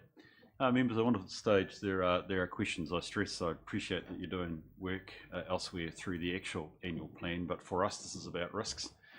The relevance, particularly around the assumptions, is that comes back to us when it gets to the annual report time, amongst other things, and also there's obviously funding risks associated with what costs we ultimately have, as you already indicated, through capital. So I'm interested in particularly around the risks associated with either getting the annual plan out and we've got the assurance, or not the assurance, sorry, wrong word, we've got the indication at the moment we're tracking okay, and we've got the risks around the assumptions that you've given us. Is there any questions that people would like to raise with either Rhiannon or Patricia?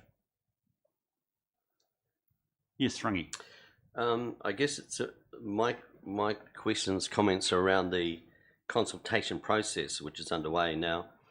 Council unanimously adopted the annual plan for consultation, and I'm worried about potential contamination of this process by elected members' comments, public comments during the process, and the effect it would have on the feedback that public may give, because obviously we are seeking feedback on the document for the information provided in that document. We've all agreed on that. So I'm just wondering the risk that poses to conducting the consultation with respect to all the requirements in the Act. Any other member care to comment on that? Yeah, so through you, Chair.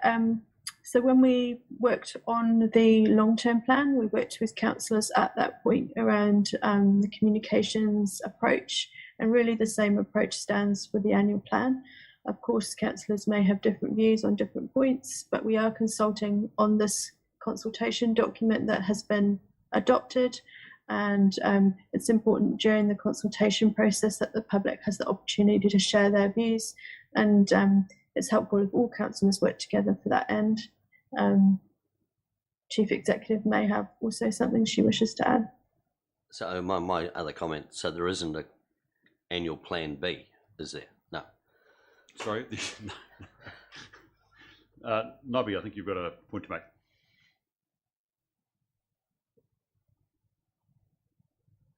Thank you, Chair. Yes, well, I'm sure that Councillor Pottinger's comments are directed at me, so I'll respond to that. Yes, I do have some different views from what's in the annual plan, especially around the museum and the ongoing progress of the museum. I will have a voice that can't be silenced, but I've also had external advice and advice from Michael Morris that says to me, if I go down that track of promoting what I think is the future for the museum, and if I make a submission to the annual plan, I can't then be part of the ongoing governance review or vote on the issue. And I'm fully aware of that significance for me. So I'll take some advice on that. But I am well aware I can't have a foot in both camps. Look, thank you for that, Nobby, because actually you're quite right. You can't be a submitter and a decision maker on the same event. So I take it you're intimating that there is a decision you're reaching over this matter. So yep. I would want to, in that case, leave the matter there. Rangi, I think you've heard comments from Nobby, which you will take on board. And I'd also just remind us of the Charter. Rhiannon is quite right, and I think I said before, this is the public's time, which, yes, I would argue strongly, it's great to encourage people to participate and submit, but it's their voice you're wanting to hear because, as I understand it, unanimously, you put your best foot forward. This is what we want to do. What do you think? That's the critical part in terms of this consultation period. And Mr. Chair, if I could add to that, if councillors are wanting to give messages that encourage the community, the public to participate, then the best message would be that we encourage your participation and we ask for you to indicate what activities you think we should cut back as much as what activities you support. I think Rhiannon and indeed as an officer and everyone that sits around the table, people can come and tell us what they want to see you do or how they want you to keep the rates down, but actually giving you some clues over what they see as lower value would be really helpful. Yes, there's always both sides. Dollars down means service down generally, so it's wise to have that in mind. Yes, Michael. Through yourself, Chair, it would be remiss of me not to highlight the funding of depreciation that's in the risk. This is a risk and committee, and I think it's prudent to highlight that.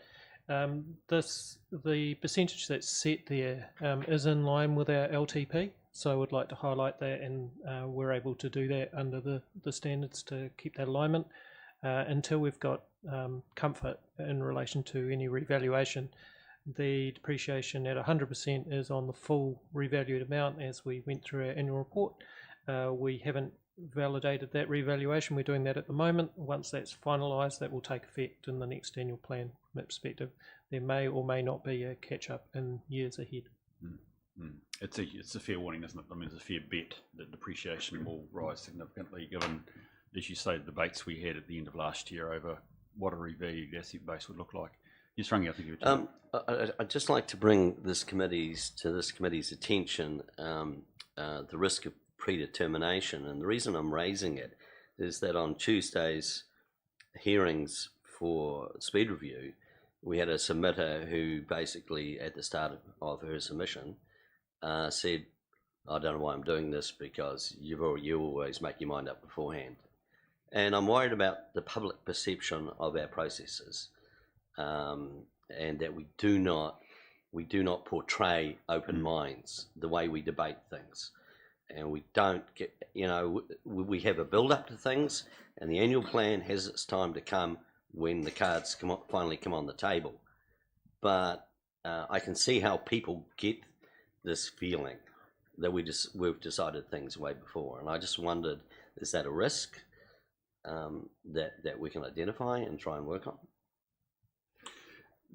That's part of working together. I don't want to sort of shoehorn everything into one little program, but that is actually in lots of ways what it's about. How do we build trust and confidence in the community?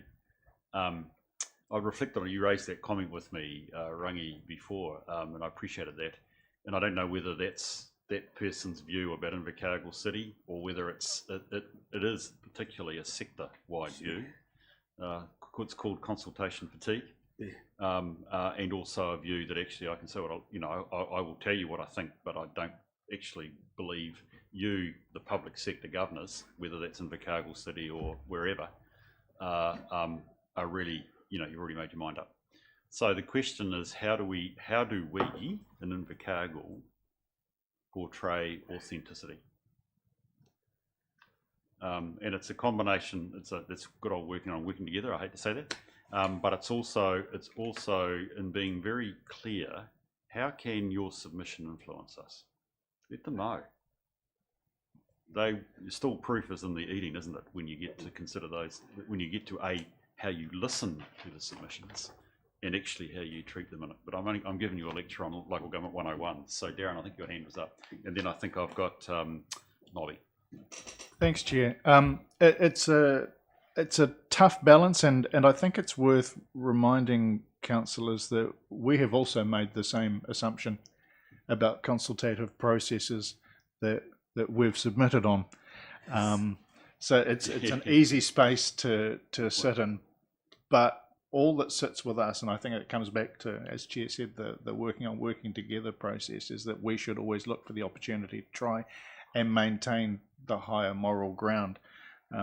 I suspect that the topic was raised after the Deputy Mayor made comments after Tuesday night's extraordinary PPP.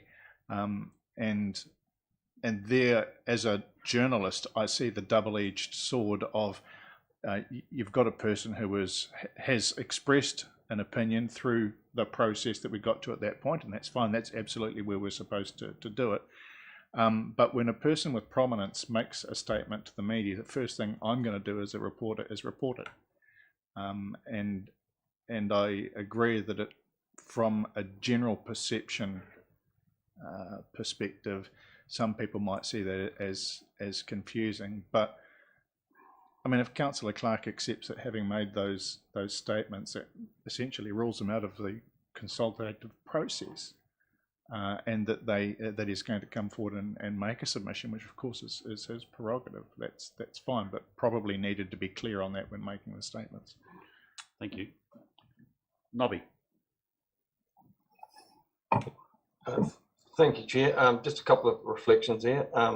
Fully agree with Darren, and as I've already alluded, I am very aware of the person of prominence role that I have, and I will resolve that shortly. On the issue of predetermination, taking a stand is not predetermination by my view. It's just saying that you are not in the majority view. And I am quite aware of the process.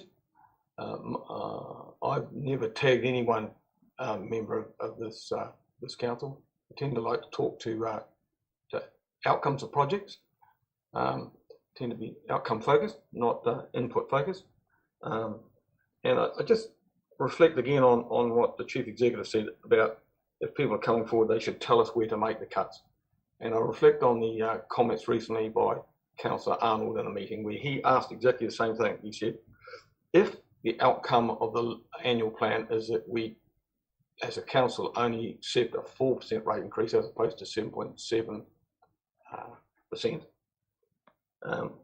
do you have a plan B? And the Chief Executive said, well, actually, you'll have to tell me where you want to make the cuts. And she made a reflection on centre plots, opening hours of the pool and the library, and whether we have the reception area open, the current hours that we have it open, or the current days of the week we have it open.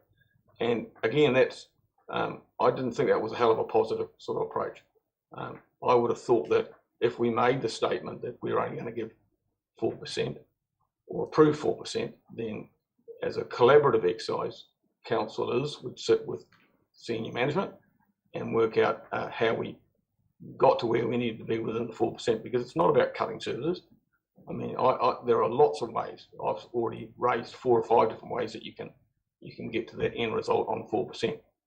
So it's a bit emotive to be saying, look, we're not going to be planting gardens down the centre of the streets. And so that's not helpful in the process for me. But I am fully aware of the issues that Rangi's raised and Darren raised, and I'll certainly do my best to resolve those. Thank you. Can I just check with councillors here? We're discussing risks around the annual plan, and we're almost now practicing how we will debate it going forward. Yeah. And I think there are 2 things that have come out of the conversation, which has been very helpful. And Nobby, we need to give him time. He's indicated a potential position he will take. I'd encourage you to make that reasonably quick in the circumstances, Nobby, but I respect that. But we're almost by the end of the day, pardon? By the end of the day, yeah, I think we're almost practicing what we might be saying when it comes to the time of thing of deliberation. What we have established is the importance of us through this period in terms of keeping the process for the ratepayer and for us to listen. Because we have put our best foot forward in that proposed annual plan. We need to be letting them have their say, ask their questions, encourage them to do that. Darren and Leslie, in light of that, is there any comments? You have had your hands up. No, you're fine. Leslie, is there anything you'd like to say? Just very quickly, Mr. Chair, pretty much to Tautuka, what you have just said, I was going to make the comment that I wanted to bring the matter back, because I think it had strayed, to the fundamental process of democracy that we are talking about. It had strayed a long way from that into personal opinions and personal decisions, but the fact is we have a fundamental process of democracy here. We have put out and started a consultation on a document that we did debate some of the finer points of during council, and some of us expressed different views, but we came to a collective decision on a democratic consultation process. We are obliged as councillors to approach that process with an open mind as part of fundamental democracy, and that's what I wanted to bring us back to. Thank you. Thank you, Leslie. I appreciate your point. Final comment, Rangi? No, it's just getting back to my very first question, and I don't think I've had the answer yet, and that was the risk of contamination to the process, which would make our annual plan process fail because of the contamination of misinformation or different information as opposed to the document that we've put out. That's the risk I'm raising. Is that come the end of the day and someone says, no, that was a complete farce, judicial review. That's the risk I'm looking at. I think the fact that we've discussed it at some length, Rangi, is an acknowledgement that it is a risk. The mitigation is actually going back to Leslie's point in part, and the principles. What phase are we in? And actually to recognise, and I repeat myself, we're in a phase where we are asking the ratepayer, or the community, sorry, I should be better, the communities of Invercargill to submit. That's what we should be encouraging, rather than proffering our views, which as Councillor looks like Nobby as Nobby is hinting, he has to think seriously about predetermination, which doesn't help the trust and confidence unless you take a particular position, and he's thinking that one through. So I think we have answered it. Yes, it's a risk, the point that you've raised.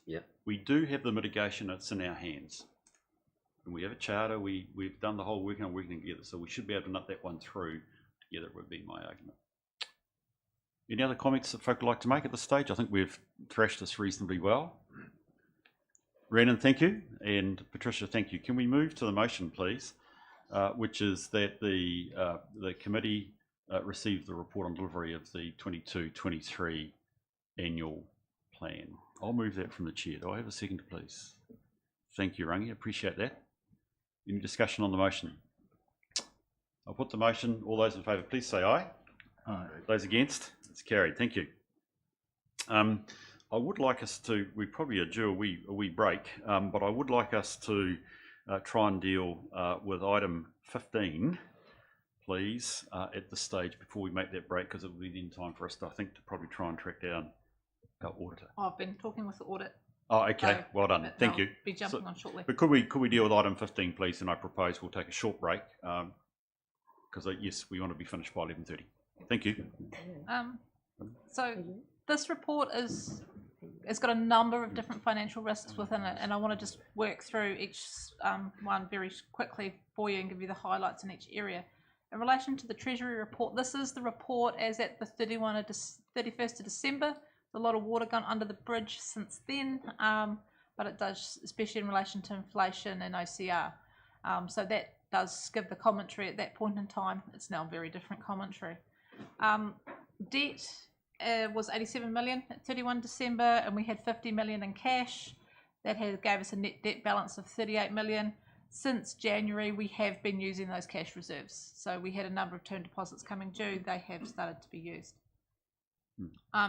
You'll also see in the Treasury Report there's a minor breach being forecast in our fixed rate hedging in years 2 to 4. This breach is forecast on the basis that our debt level will rise to 150 million. Should it not get that high because of changes to capital program, that breach will not occur, but we'll keep monitoring it. It'll depend on what debt we do take out within this year. We do need to go to LGFA and borrow, so if it's fixed, it will just move that slightly. In relation to our debt, the levels continue to reduce both for rates and non-rates debt. But note the rates numbers in the paper do not include any unpaid amounts for the current year, so the 21-22 financial year. Just also to note, we do have 9 properties where we are at summary judgment proceedings to recover rates, and they've been filed in the district court. And the abandoned land sale that was referenced in the report, that didn't actually get to sale. The owner was identified and the rates were settled prior to the sale. And this, we've also included within this report the sensitive expenditure, and that's the listing for the first 6 months of the year. And then we've also got the insurance program, which we are starting to progress the renewals on all the various pieces. So the first renewal will be our infrastructure, and we're already starting to work with the broker and the insurer on that. Are there any questions? I know I've covered it very quickly. Yes, and Michael, I think, has got a comment he'd like to make as well too, please. Thank you, Michael. Yes, thank you. Through yourself, Chair. I'd just like to give some clarity in relation to the Treasury state, which might give some further clarity to how the cash and the debt is managed from that perspective. Under our, you will see on page 113 of board books, the credit rating of AA+. One of the key aspects for maintaining a AA+ is retaining a certain level of cash in the bank in relation to be able to pay your bills as they fall due, and that is taken into account when they're doing the credit rating. The level that we have had in the past has been of significant level in relation to what our minimum requirement is, and that has been due to our term deposits falling due. We're now in a position that as they come on stream, we're able to actually realise those. We can lower our cash position to that minimum position that we're able to do that. We're working very closely with our assessors to make sure that we don't lower our credit rating of AA+, but it is in our interest, obviously, to minimise our borrowing as much as possible to keep the interest and the charge to the ratepayer down. So that's when you take away what you're applying the funding to and look at just the funding from a Treasury perspective. We do manage Treasury on that basis, and we try to have the minimum impact we can to the ratepayers and the lowest cost burden. So I just want to clarify that because it'll bring some clarity to that position, but for us it's around managing the risk to the ratepayer and the risk in relation to that AA+ and the risk of us having a heightened interest charge. But we have had some legacy deposits that we've had to work through to get our Treasury position back on track. That's very helpful insight and reflects the importance of Nobby. I think you raised the question. I think, Patricia, you did answer that. The importance of our net debt position and the importance of both cash holdings as well as also our gross debt. So I take your point on that one, Michael, and that's very helpful. Do we have any other questions folk would like to raise? It's an omnibus. Nobby, I think I see your hand up. Yeah, thank you, Chair. Just one quick question for Patricia. She said some of those maturing cash investments have now fallen due and the cash will be used. Can you clarify where that used is? Are we just holding it for something, or have we actually used it? We would have actually had to go and borrow money for different projects, including the first, as different things have fallen due, Stead Street, City Block, City Streets, those normal capital, $1 million a month invoices coming in, we have to pay them. So that's where it's been used. Thank you. Yes, Darren. Thanks, Chair. Look, just a minor query under sensitive expenditure. We have an item on page 130 of board books where the Mayor's sought reimbursement for a car hire at LGNZ conference. I'm pretty sure that Council had directed it was preferring to make taxi chits available because the Mayor didn't have a driver's licence. Can somebody help me with this one, please? Yes, Mr. Chair, Councillor Ludlow is correct. There was a decision that a rental car would not be funded. A rental car had been requested to be organised before that decision was made, is my understanding. and the invoice has been presented to the Mayor and payment sought. Thank you. Any other observations, questions people would like to raise? It's actually a really important report, and I feel like we're probably skimming it a bit too quickly. But for the sake of the meeting, it's great to see this. Yes, Rangi. Referring to net debt, and it's critical that you can forecast where you're going to be with your net debt. If you forecast your revenue, and which would obviously offset your net debt, and you start playing around with your revenue and deciding you don't need that, then where the risk of net debt, then I mean they both go hand in hand. You can't have one without the other.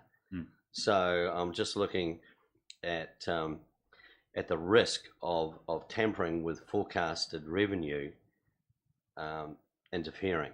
You know, that there is a risk that this net debt will become uncontrollable if you interfere with your revenue. Michael, you want to make a comment on that? I mean, I could make a comment, but I think it's important that we hear it from the people that are managing the city finances. Yeah, through yourself, Chair. I'll tackle this one, but I might defer over to Patricia shortly. Most of our revenue is pretty steady in relation to the fact it's linked to rates income from that perspective. We do have variability in our revenue, so there are subsidies in relation to capital program expenditure, and that's lumpy expenditure as well. That does cause us challenges, and you will have seen in some of our previous reports around trying to secure that funding from particular debtors, and that funding being difficult to come on board. That causes challenges for us, and we have to borrow for that in the short term until such time as we can get the cash flow in. So most of our revenue is fairly stable from that perspective, but yes, we do have some pretty significant fluctuations in relation to the capital program to manage. So it is a bit of a headache from that perspective. But I guess I was relying on your forecasted rates. You plan those for a reason. Correct. And then the potential risk of not having those, and then the net debt then becoming. I think I can anticipate you have to adopt a Treasury position relative to what is in your current proposed annual plan. If you change the revenue line, your Treasury position has to change as well. Right. And you have to think what that means. And again, that's where the other thing that comes into that is actually, if you're going to cut services, you may get away with it because everything's in sync. But if you're going to maintain the services, drop revenue, you're going to have to think about where's the funding gap coming from. Correct. So it is going to affect your Treasury position as well. They are all related. No, thanks for that. Just to follow up from that question, because I think I might know where the question was heading. If you borrow for any operational costs from that perspective, which I wouldn't recommend at all, you have the impact of you're not got the guaranteed revenue coming through. You are therefore borrowing. You therefore have an interest associated to that borrowing. You are shifting not only the cost of the shortfall of the revenue to future ratepayers, but you're also shifting the interest that you have to incur in relation to borrowing for that gap in revenue. So hopefully that's clarifies that. No, just the way they're all linked. Yes. Yeah. Any other questions folk would like to raise? We've got quite a fulsome resolution to work through here, so which is good. Are there any other comments people would like to make? Yes, Nobby, and then Sir Tim. Two quick questions for Michael. If our net debt dropped $2 million, would that change the AA plus rating?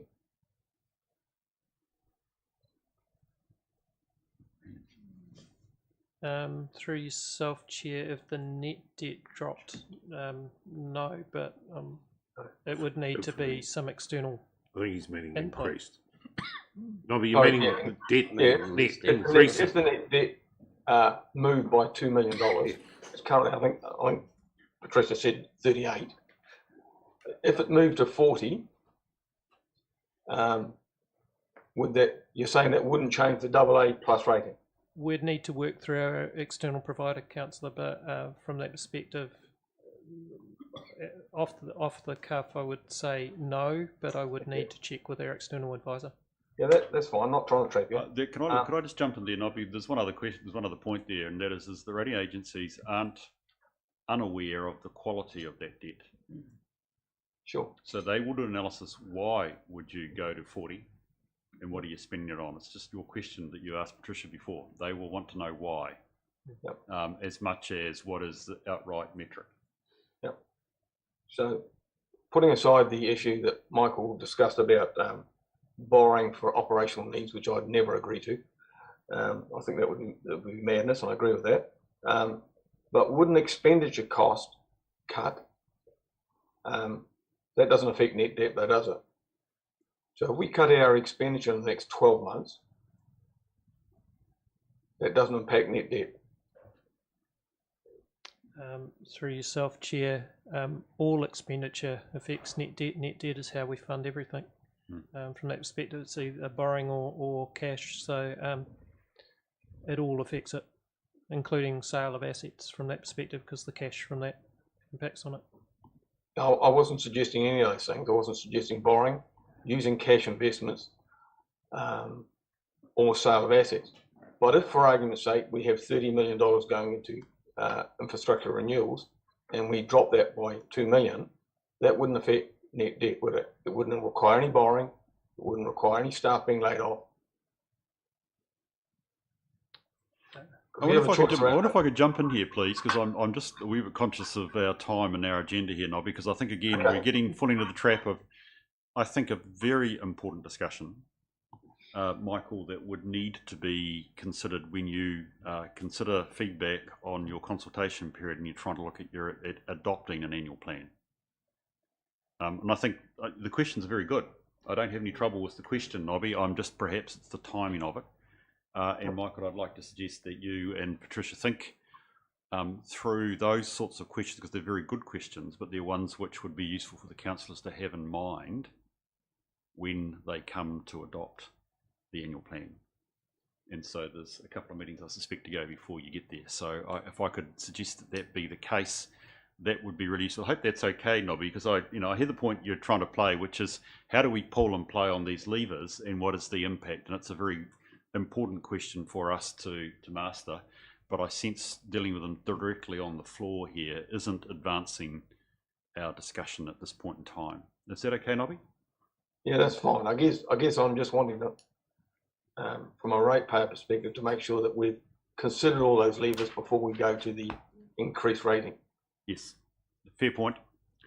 So Tim, you had a point, sir? Yes, thank you, Mr. Chair. It seems when you're discussing 20 million here and 30 million there, it seems petty to raise an issue of a fire cut, but it's often small things like that that the public can understand, and mayoral cars and all that. And so I think just council should adopt the policy of when you're going to send an invoice to the mayor, you have a discreet discussion with them, because it was so long ago it was at plenum, and you can't just, it was only 48 hours before that the paper was, the invoice was raised on us.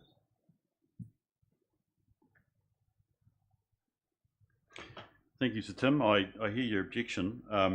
I think there is an important point here in terms of the receiving of this report, which is that our sense is to look at its reasonableness. It's one of the things we're doing. It's called sensitive expenditure. I think in this situation, our hands particularly are tied. I don't mean that in a hand-wringing sense, pun intended, to decisions that have been made by council. And if the view was taxi is appropriate and not a rental car, I can see there is a matter of a personal difference of opinion, dare I say it, debt dispute, and I think that's something that would need to be taken up with management in appropriate course. Clearly there is a debt that's outstanding, and I think that would be the appropriate course. It's not that it couldn't come back to this committee, but I think at this stage we need to recognise we do have an item here that's outside what has been considered by the council as reasonable, and we're noting that, and I think the level of whether there is a debt in dispute, that's a different issue, which may or may not come back to this committee at some stage in the future. Right, is there anything else people would like to raise at this point? I've just had some perhaps, Claire, you might want to suggest what you're saying here is that actually we didn't want to lose sight of Nobby's very good questions, and in fact I think some of the broader issues around it. I'm wondering, you're suggesting that perhaps I let this paper lie on the table, or we adjourn this for a different date? Mr. Chair, my sense is that it would be useful for all councillors to really understand what Councillor Clark is driving at, to understand the management responses to those and whether there is some room in there. And I think that your chairing of that discussion is actually very helpful. Thank you. And whether it is adjourning this particular item to a further discussion, or whether it is closing this particular item but then agreeing that there would be an alternative time. I don't think it needs to be, if I say in person, I mean a Zoom time would be sufficient. And effectively a workshop. Yeah. Yes. I'm conscious that Councillor Clark would like it to be public. Okay, that's fine. And I don't public think workshop. you have any difficulty with No, that. not at all. So that was the thought behind it. So perhaps we can consider, as we look at the motions then, if there is a strong view, as you've suggested, there could be clear that there be, let's call it a public workshop, where we look at some of the funding levers that we have and its relationship with revenue and expenditure, preparatory to the discussion that that you will have around the annual plan. That may be useful. Yes, Darren. I think for a matter of clarity, it would be an extraordinary meeting. We just need to distinguish between the fact that workshops are not public. They can be public, can't they? They could be public. Could be public. Equally, Mr. Chair, if you adjourn this particular item, then you'd have a paper that you would be basing the discussion from. And I think that's not unhelpful either. I think as a point of clarity, Chair, I have no problem with the issue being discussed in public. In fact, I think it should be. But I would probably defer to your greater experience here, Darren. If you want us to if you were happy, we would adjourn. 6 of one and half a dozen of the other, as long as we have the discussion and it's open, that's a good thing. And it would be one that even though it might be sponsored by this committee, I would be keen that all members of the council be invited to, if they wish to come. Yes, Michael. Can I just propose through the chair that the report separated from, because it sounds like we want to do an education piece around the treasury and funding of council, both to the committee and some insight to the public. We can look at how we can do that and achieve that, but I'm not sure it relates to the risks that are before you in relation to the report that are the current risks in relation to treasury. So maybe we bring it to PPP. It's more like the continuation of the annual plan paper we've had. I suppose that's the point you're making. Yes, Rangi. So does this anyway touch on levels of service and the degradation to achieve to use those as levers? The degradation is an interesting word. I think the point is, Claire has suggested, is there a desire, and I think Michael's used the word an education piece, an understanding piece, which has clearly come out of the discussion and sponsored by particularly Nobby's very, very good questions. Is there a desire for that to be held? Well, no, the reason I asked about the levels of service is we're getting quite complex and into that, and obviously any changes, significant changes, would then need to be consulted on. So creating this feedback loop. So it's not. I don't think the idea we're talking about a public workshop. Okay, and it would be about understanding the levers and the choices that you will have when you come to consider the annual plan. It's not a deliberative workshop. Well, it can't be deliberative, I suppose, but it's not deliberative in the nature that you are directly debating the annual plan. I think we've got to be careful about that. But this is understanding the decision. Correct, but obviously when you talk about levels of service, the work involved for staff to prepare the potential options is mind-boggling. You know, this is not about preparing options for the annual plan. No. But the scale of what levers you've got. Yeah. Because how can you use a lever if you don't know, is it a wee pull or is it a big pull? I mean, that's the thing, and I think the work involved would be quite massive. Well, there's a number of scenarios that could play out. Okay, because I think primarily what I've heard is it's around the levers that relate to funding and financing. Okay, as in contrast to levels of service. So we can run it on the basis that the levels of service are fixed. So the question is, what is the flexibility around the levers we have on the funding and financing? It isn't that hard to also think, well, if we did change those levels of service, how would that have an impact? It's going to be speculative and hypothetical, but it's to aid understanding so that when you're dealing with the real stuff in terms of the annual plan, there's a level of having pre-equipped ourselves. Leslie, I think you've got a point. Thank you, Claire, and then Nobby.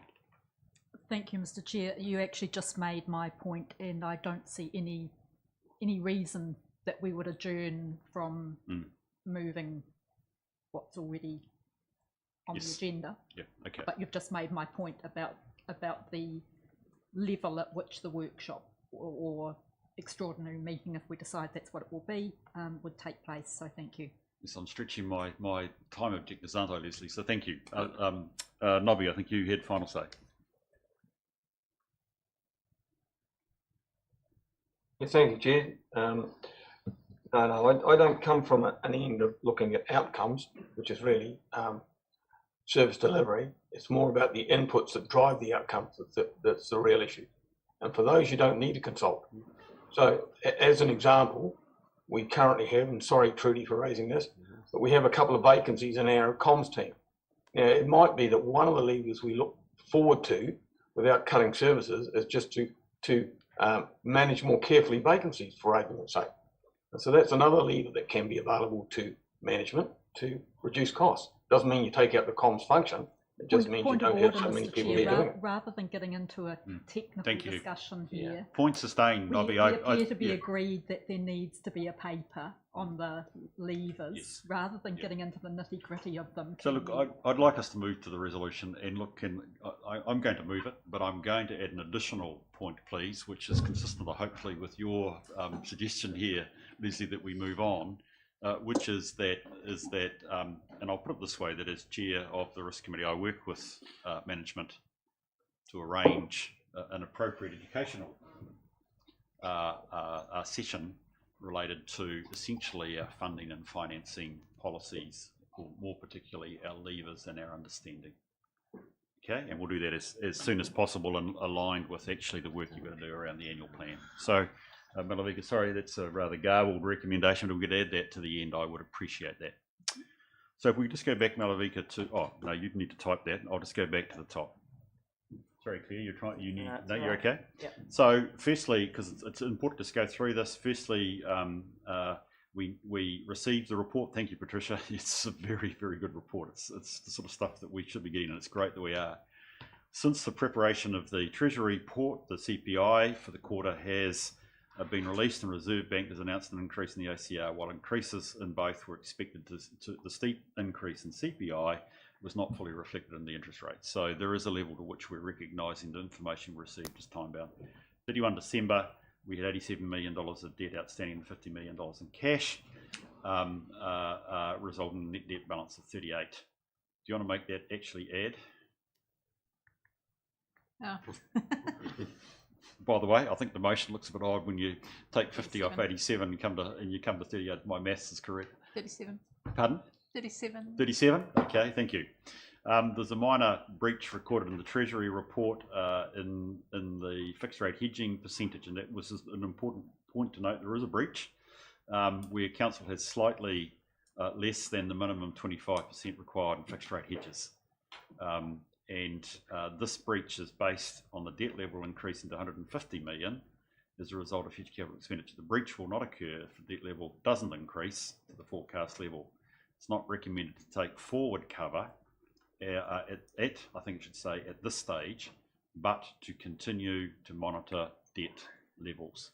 That's a really important point. We have set a treasury management policy. Looking forward 2 years, we are arguably in breach, but actually in the current conditions, we are accepting that we monitor rather than seek to address that breach now.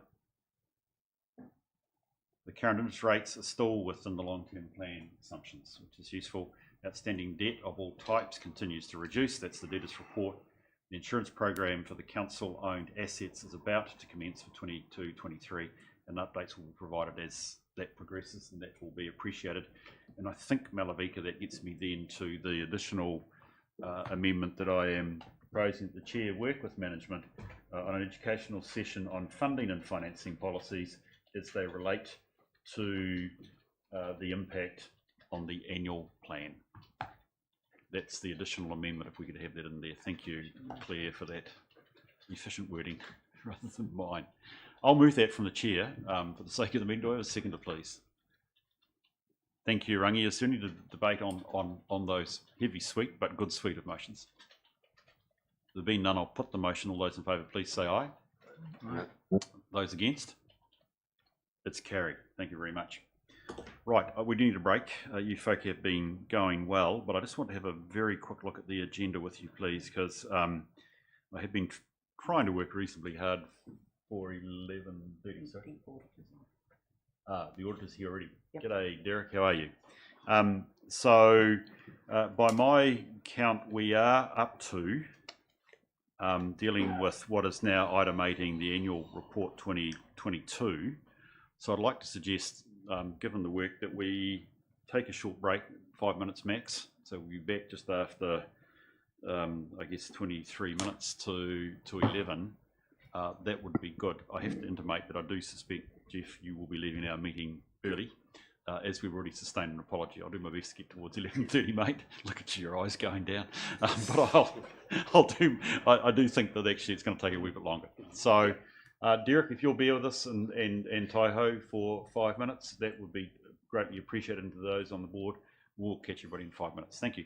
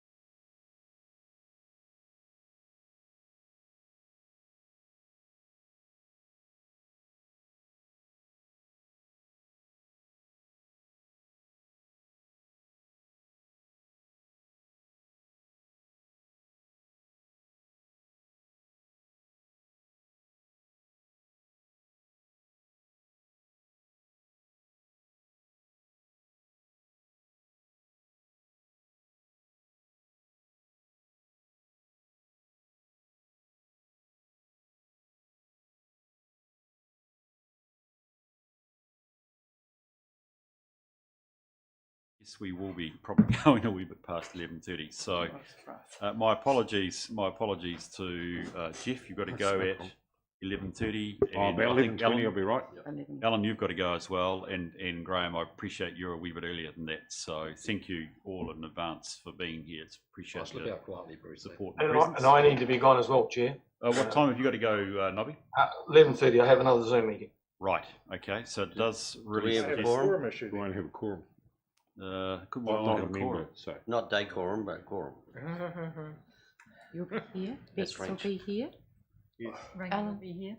No, Alan's going. 30, yeah. Alan's going at 11:30. Nobby's going at 11:30. Deputy Alex Chair is here. isn't here. Ross will be here. Bex. Darren and Rangi. Feels like a quorum. Yeah, it feels like a quorum. You got a quorum? Yep. 1, Judy? 2, 3. Okay, but we will keep. That was just risk mitigation. Thank you. It's green code at the moment, so we're okay here. Thanks, Ringy. Right, can we? Thank you, Steve, for the morning. Let's just pick up what I think, and I better check, but I'm pretty certain it's the last item, which is now the new item 18, which is the update on the annual report. Derek, are you there, Derek? Oh, you are, Derek. Welcome to the meeting. I'm Morning, sure Bruce. you'll recognise Morning, Derek, members. Morning, management. Our auditor. He's been a busy man. He was with Ashburton District yesterday when I was talking to him, so I know that he's getting around the place. So thank you for joining us, Derek. I think we're probably in your hands, Patricia, for this item, before I then invite Derek to speak to the late item. Thanks, Mr. Chair. So this is sort of couched as a work program for the annual report, and I could have put it as an external reporting program, but I thought the annual report is much a better title for it. This is being an election year. The team will be producing another set of accounts, which will go into the pre-election report for it will be released by the end of July. Next speaking. So I'm just sitting in waiting my turn on the list. So I'm not in the meeting in Invercargill, so it's okay. Yeah, it's Nick needs to turn his screen but Malavika will mute him. Well done. Thank you. That's right. And then we've got the annual report. So as you'll know, the audit plan was delivered last night, and we've added that into your board books. And I'll let Derek speak to that. But what staff are proposing, we know what the key. At this point, we've identified the key issues being the revaluation of assets, so a continuation of last year's main issue. We do need to implement a new accounting standard, only one. The paper indicates 2. It's just been noted that's been deferred another year for implementation, but we will look at that one as well. But with the election, and when I wrote the paper, we were still hopeful that we would have an audit that would be started at the time of the election. It's unlikely to be that at the moment. So what we are proposing that a draft annual report, full document, will be presented to this council before the break, before it's dissolved, so that you can actually review it and send some recommendations to the new council that will make it easier for them to adopt it.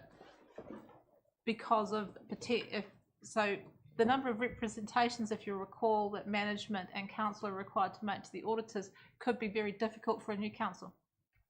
So this is our risk mitigation to allow an easier adoption, to actually provide a full document to you, and then with some recommendations that would go forward. So still subject to audit, because I'm sure, as Derek will say, they still have some issues with resourcing that will continue in this year. And then you'll have that as a review point, review it, and then audit will come in when they do. And once it's audited, we will then give it to the council for adoption. Thank you for that, Patricia.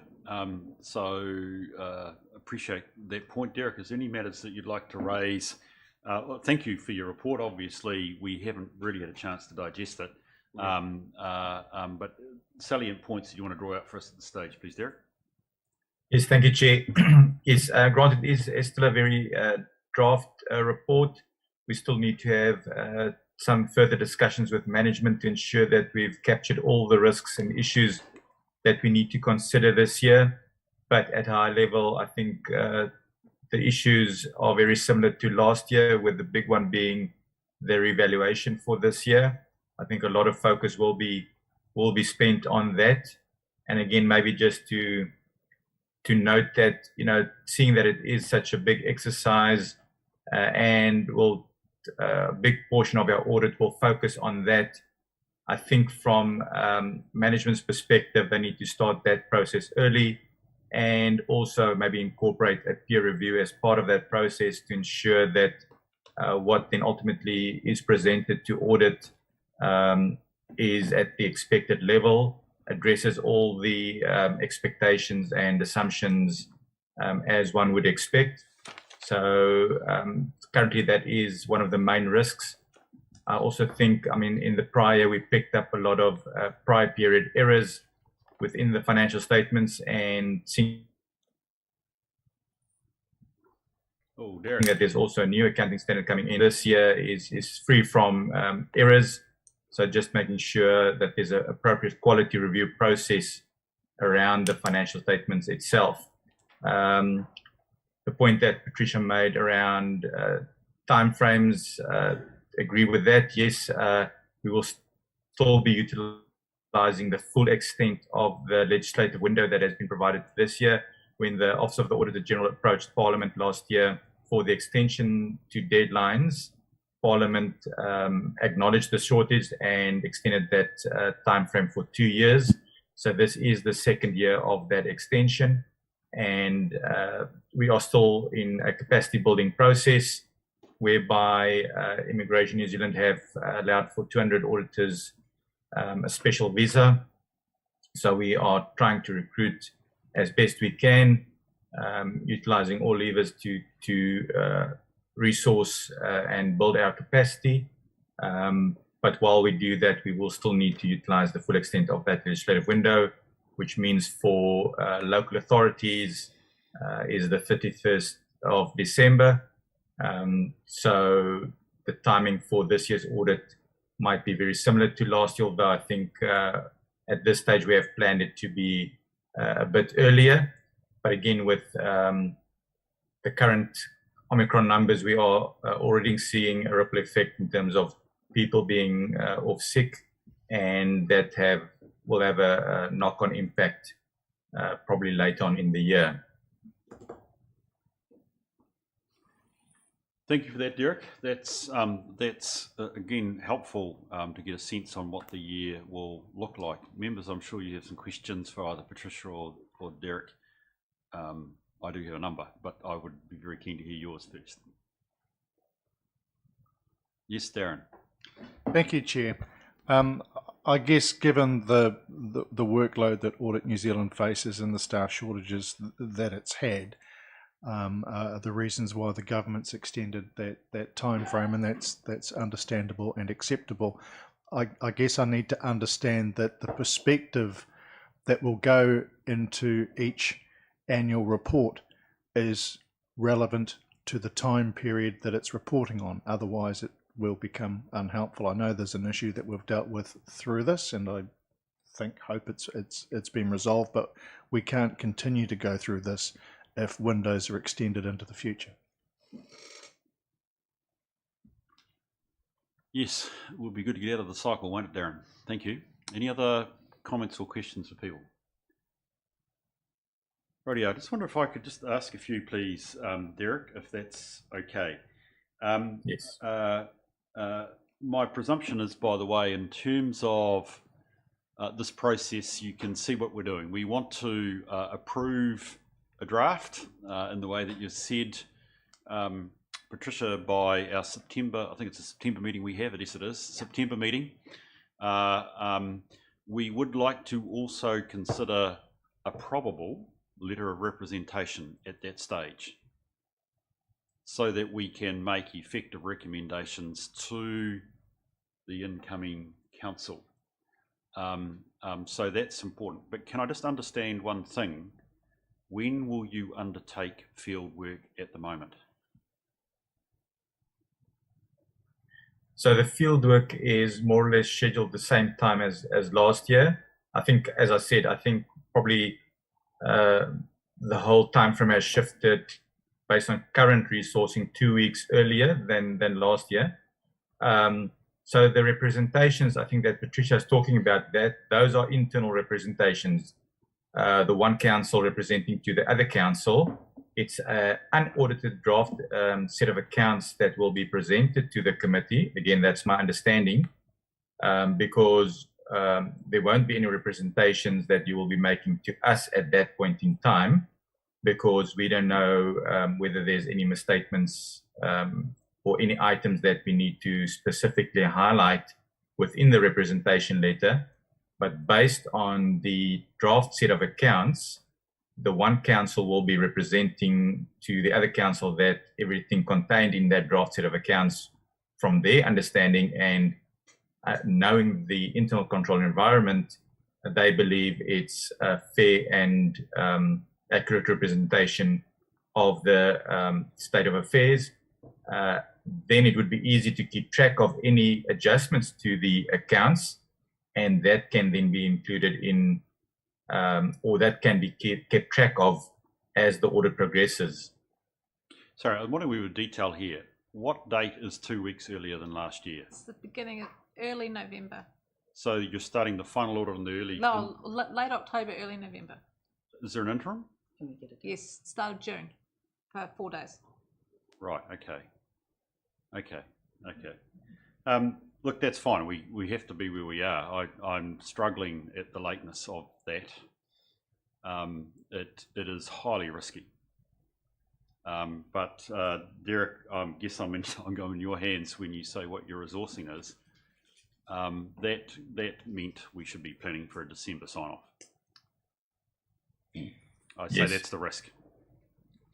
Can I just check that ICHL and its audit, I'm not asking for the details of it, but I presume this is all aligned and will be in alignment with the audit of the group?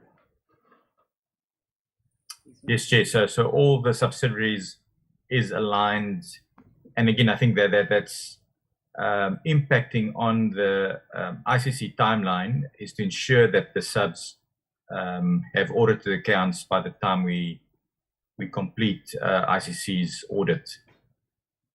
Thank you. And Michael, obviously we were well aware that the key issue was going to be the revaluation of our asset base. Is there anything that you or Patricia can say or give assurance to the committee on in terms of process and that is in hand? So we have started the process of the revaluations. We're still very much in the early stages, but it's pretty much about getting our data together so we can revalue it.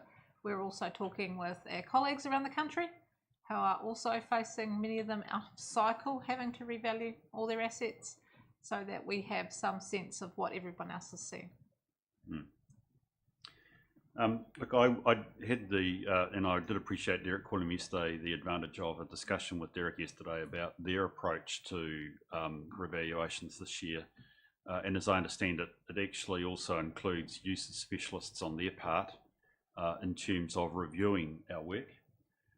So I would be very keen, Derek, that there be close discussion between Patricia, Michael and yourself on what actually are the expectations.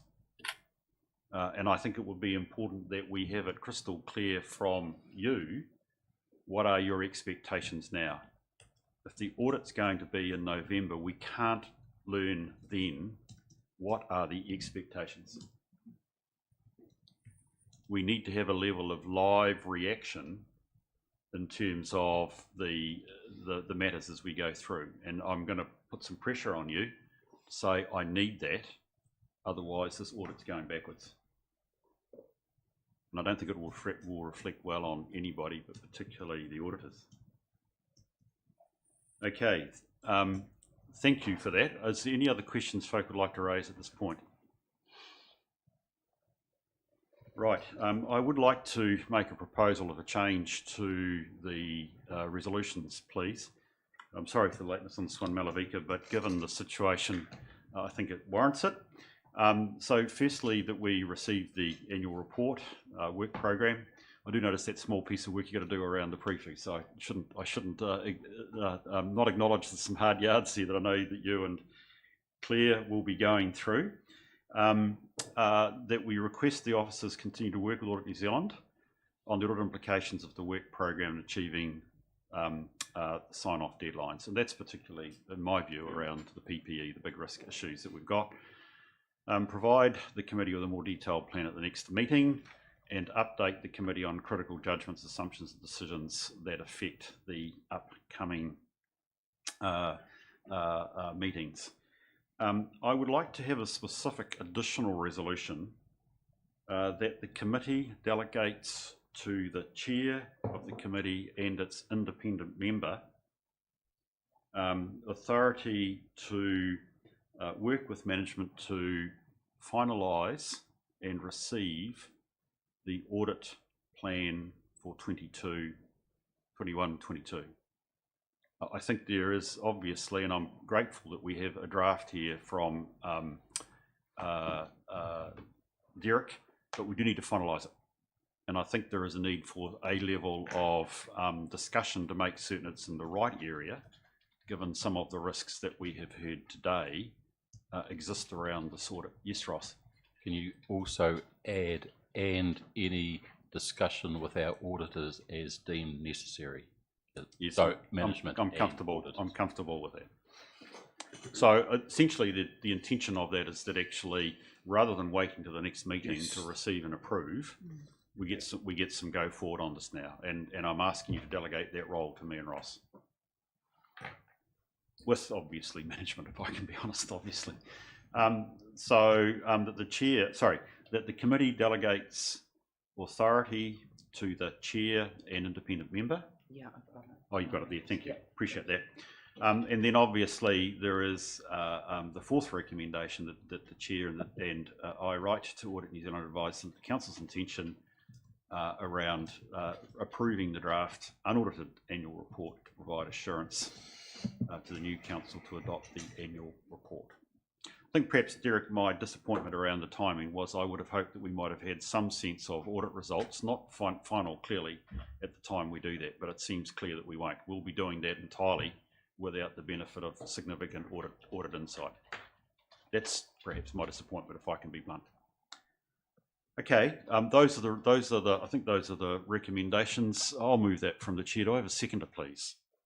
Thank you, Rangi. Is there any discussion on the motion? There being none, I'll put it. All those in favour, please say aye.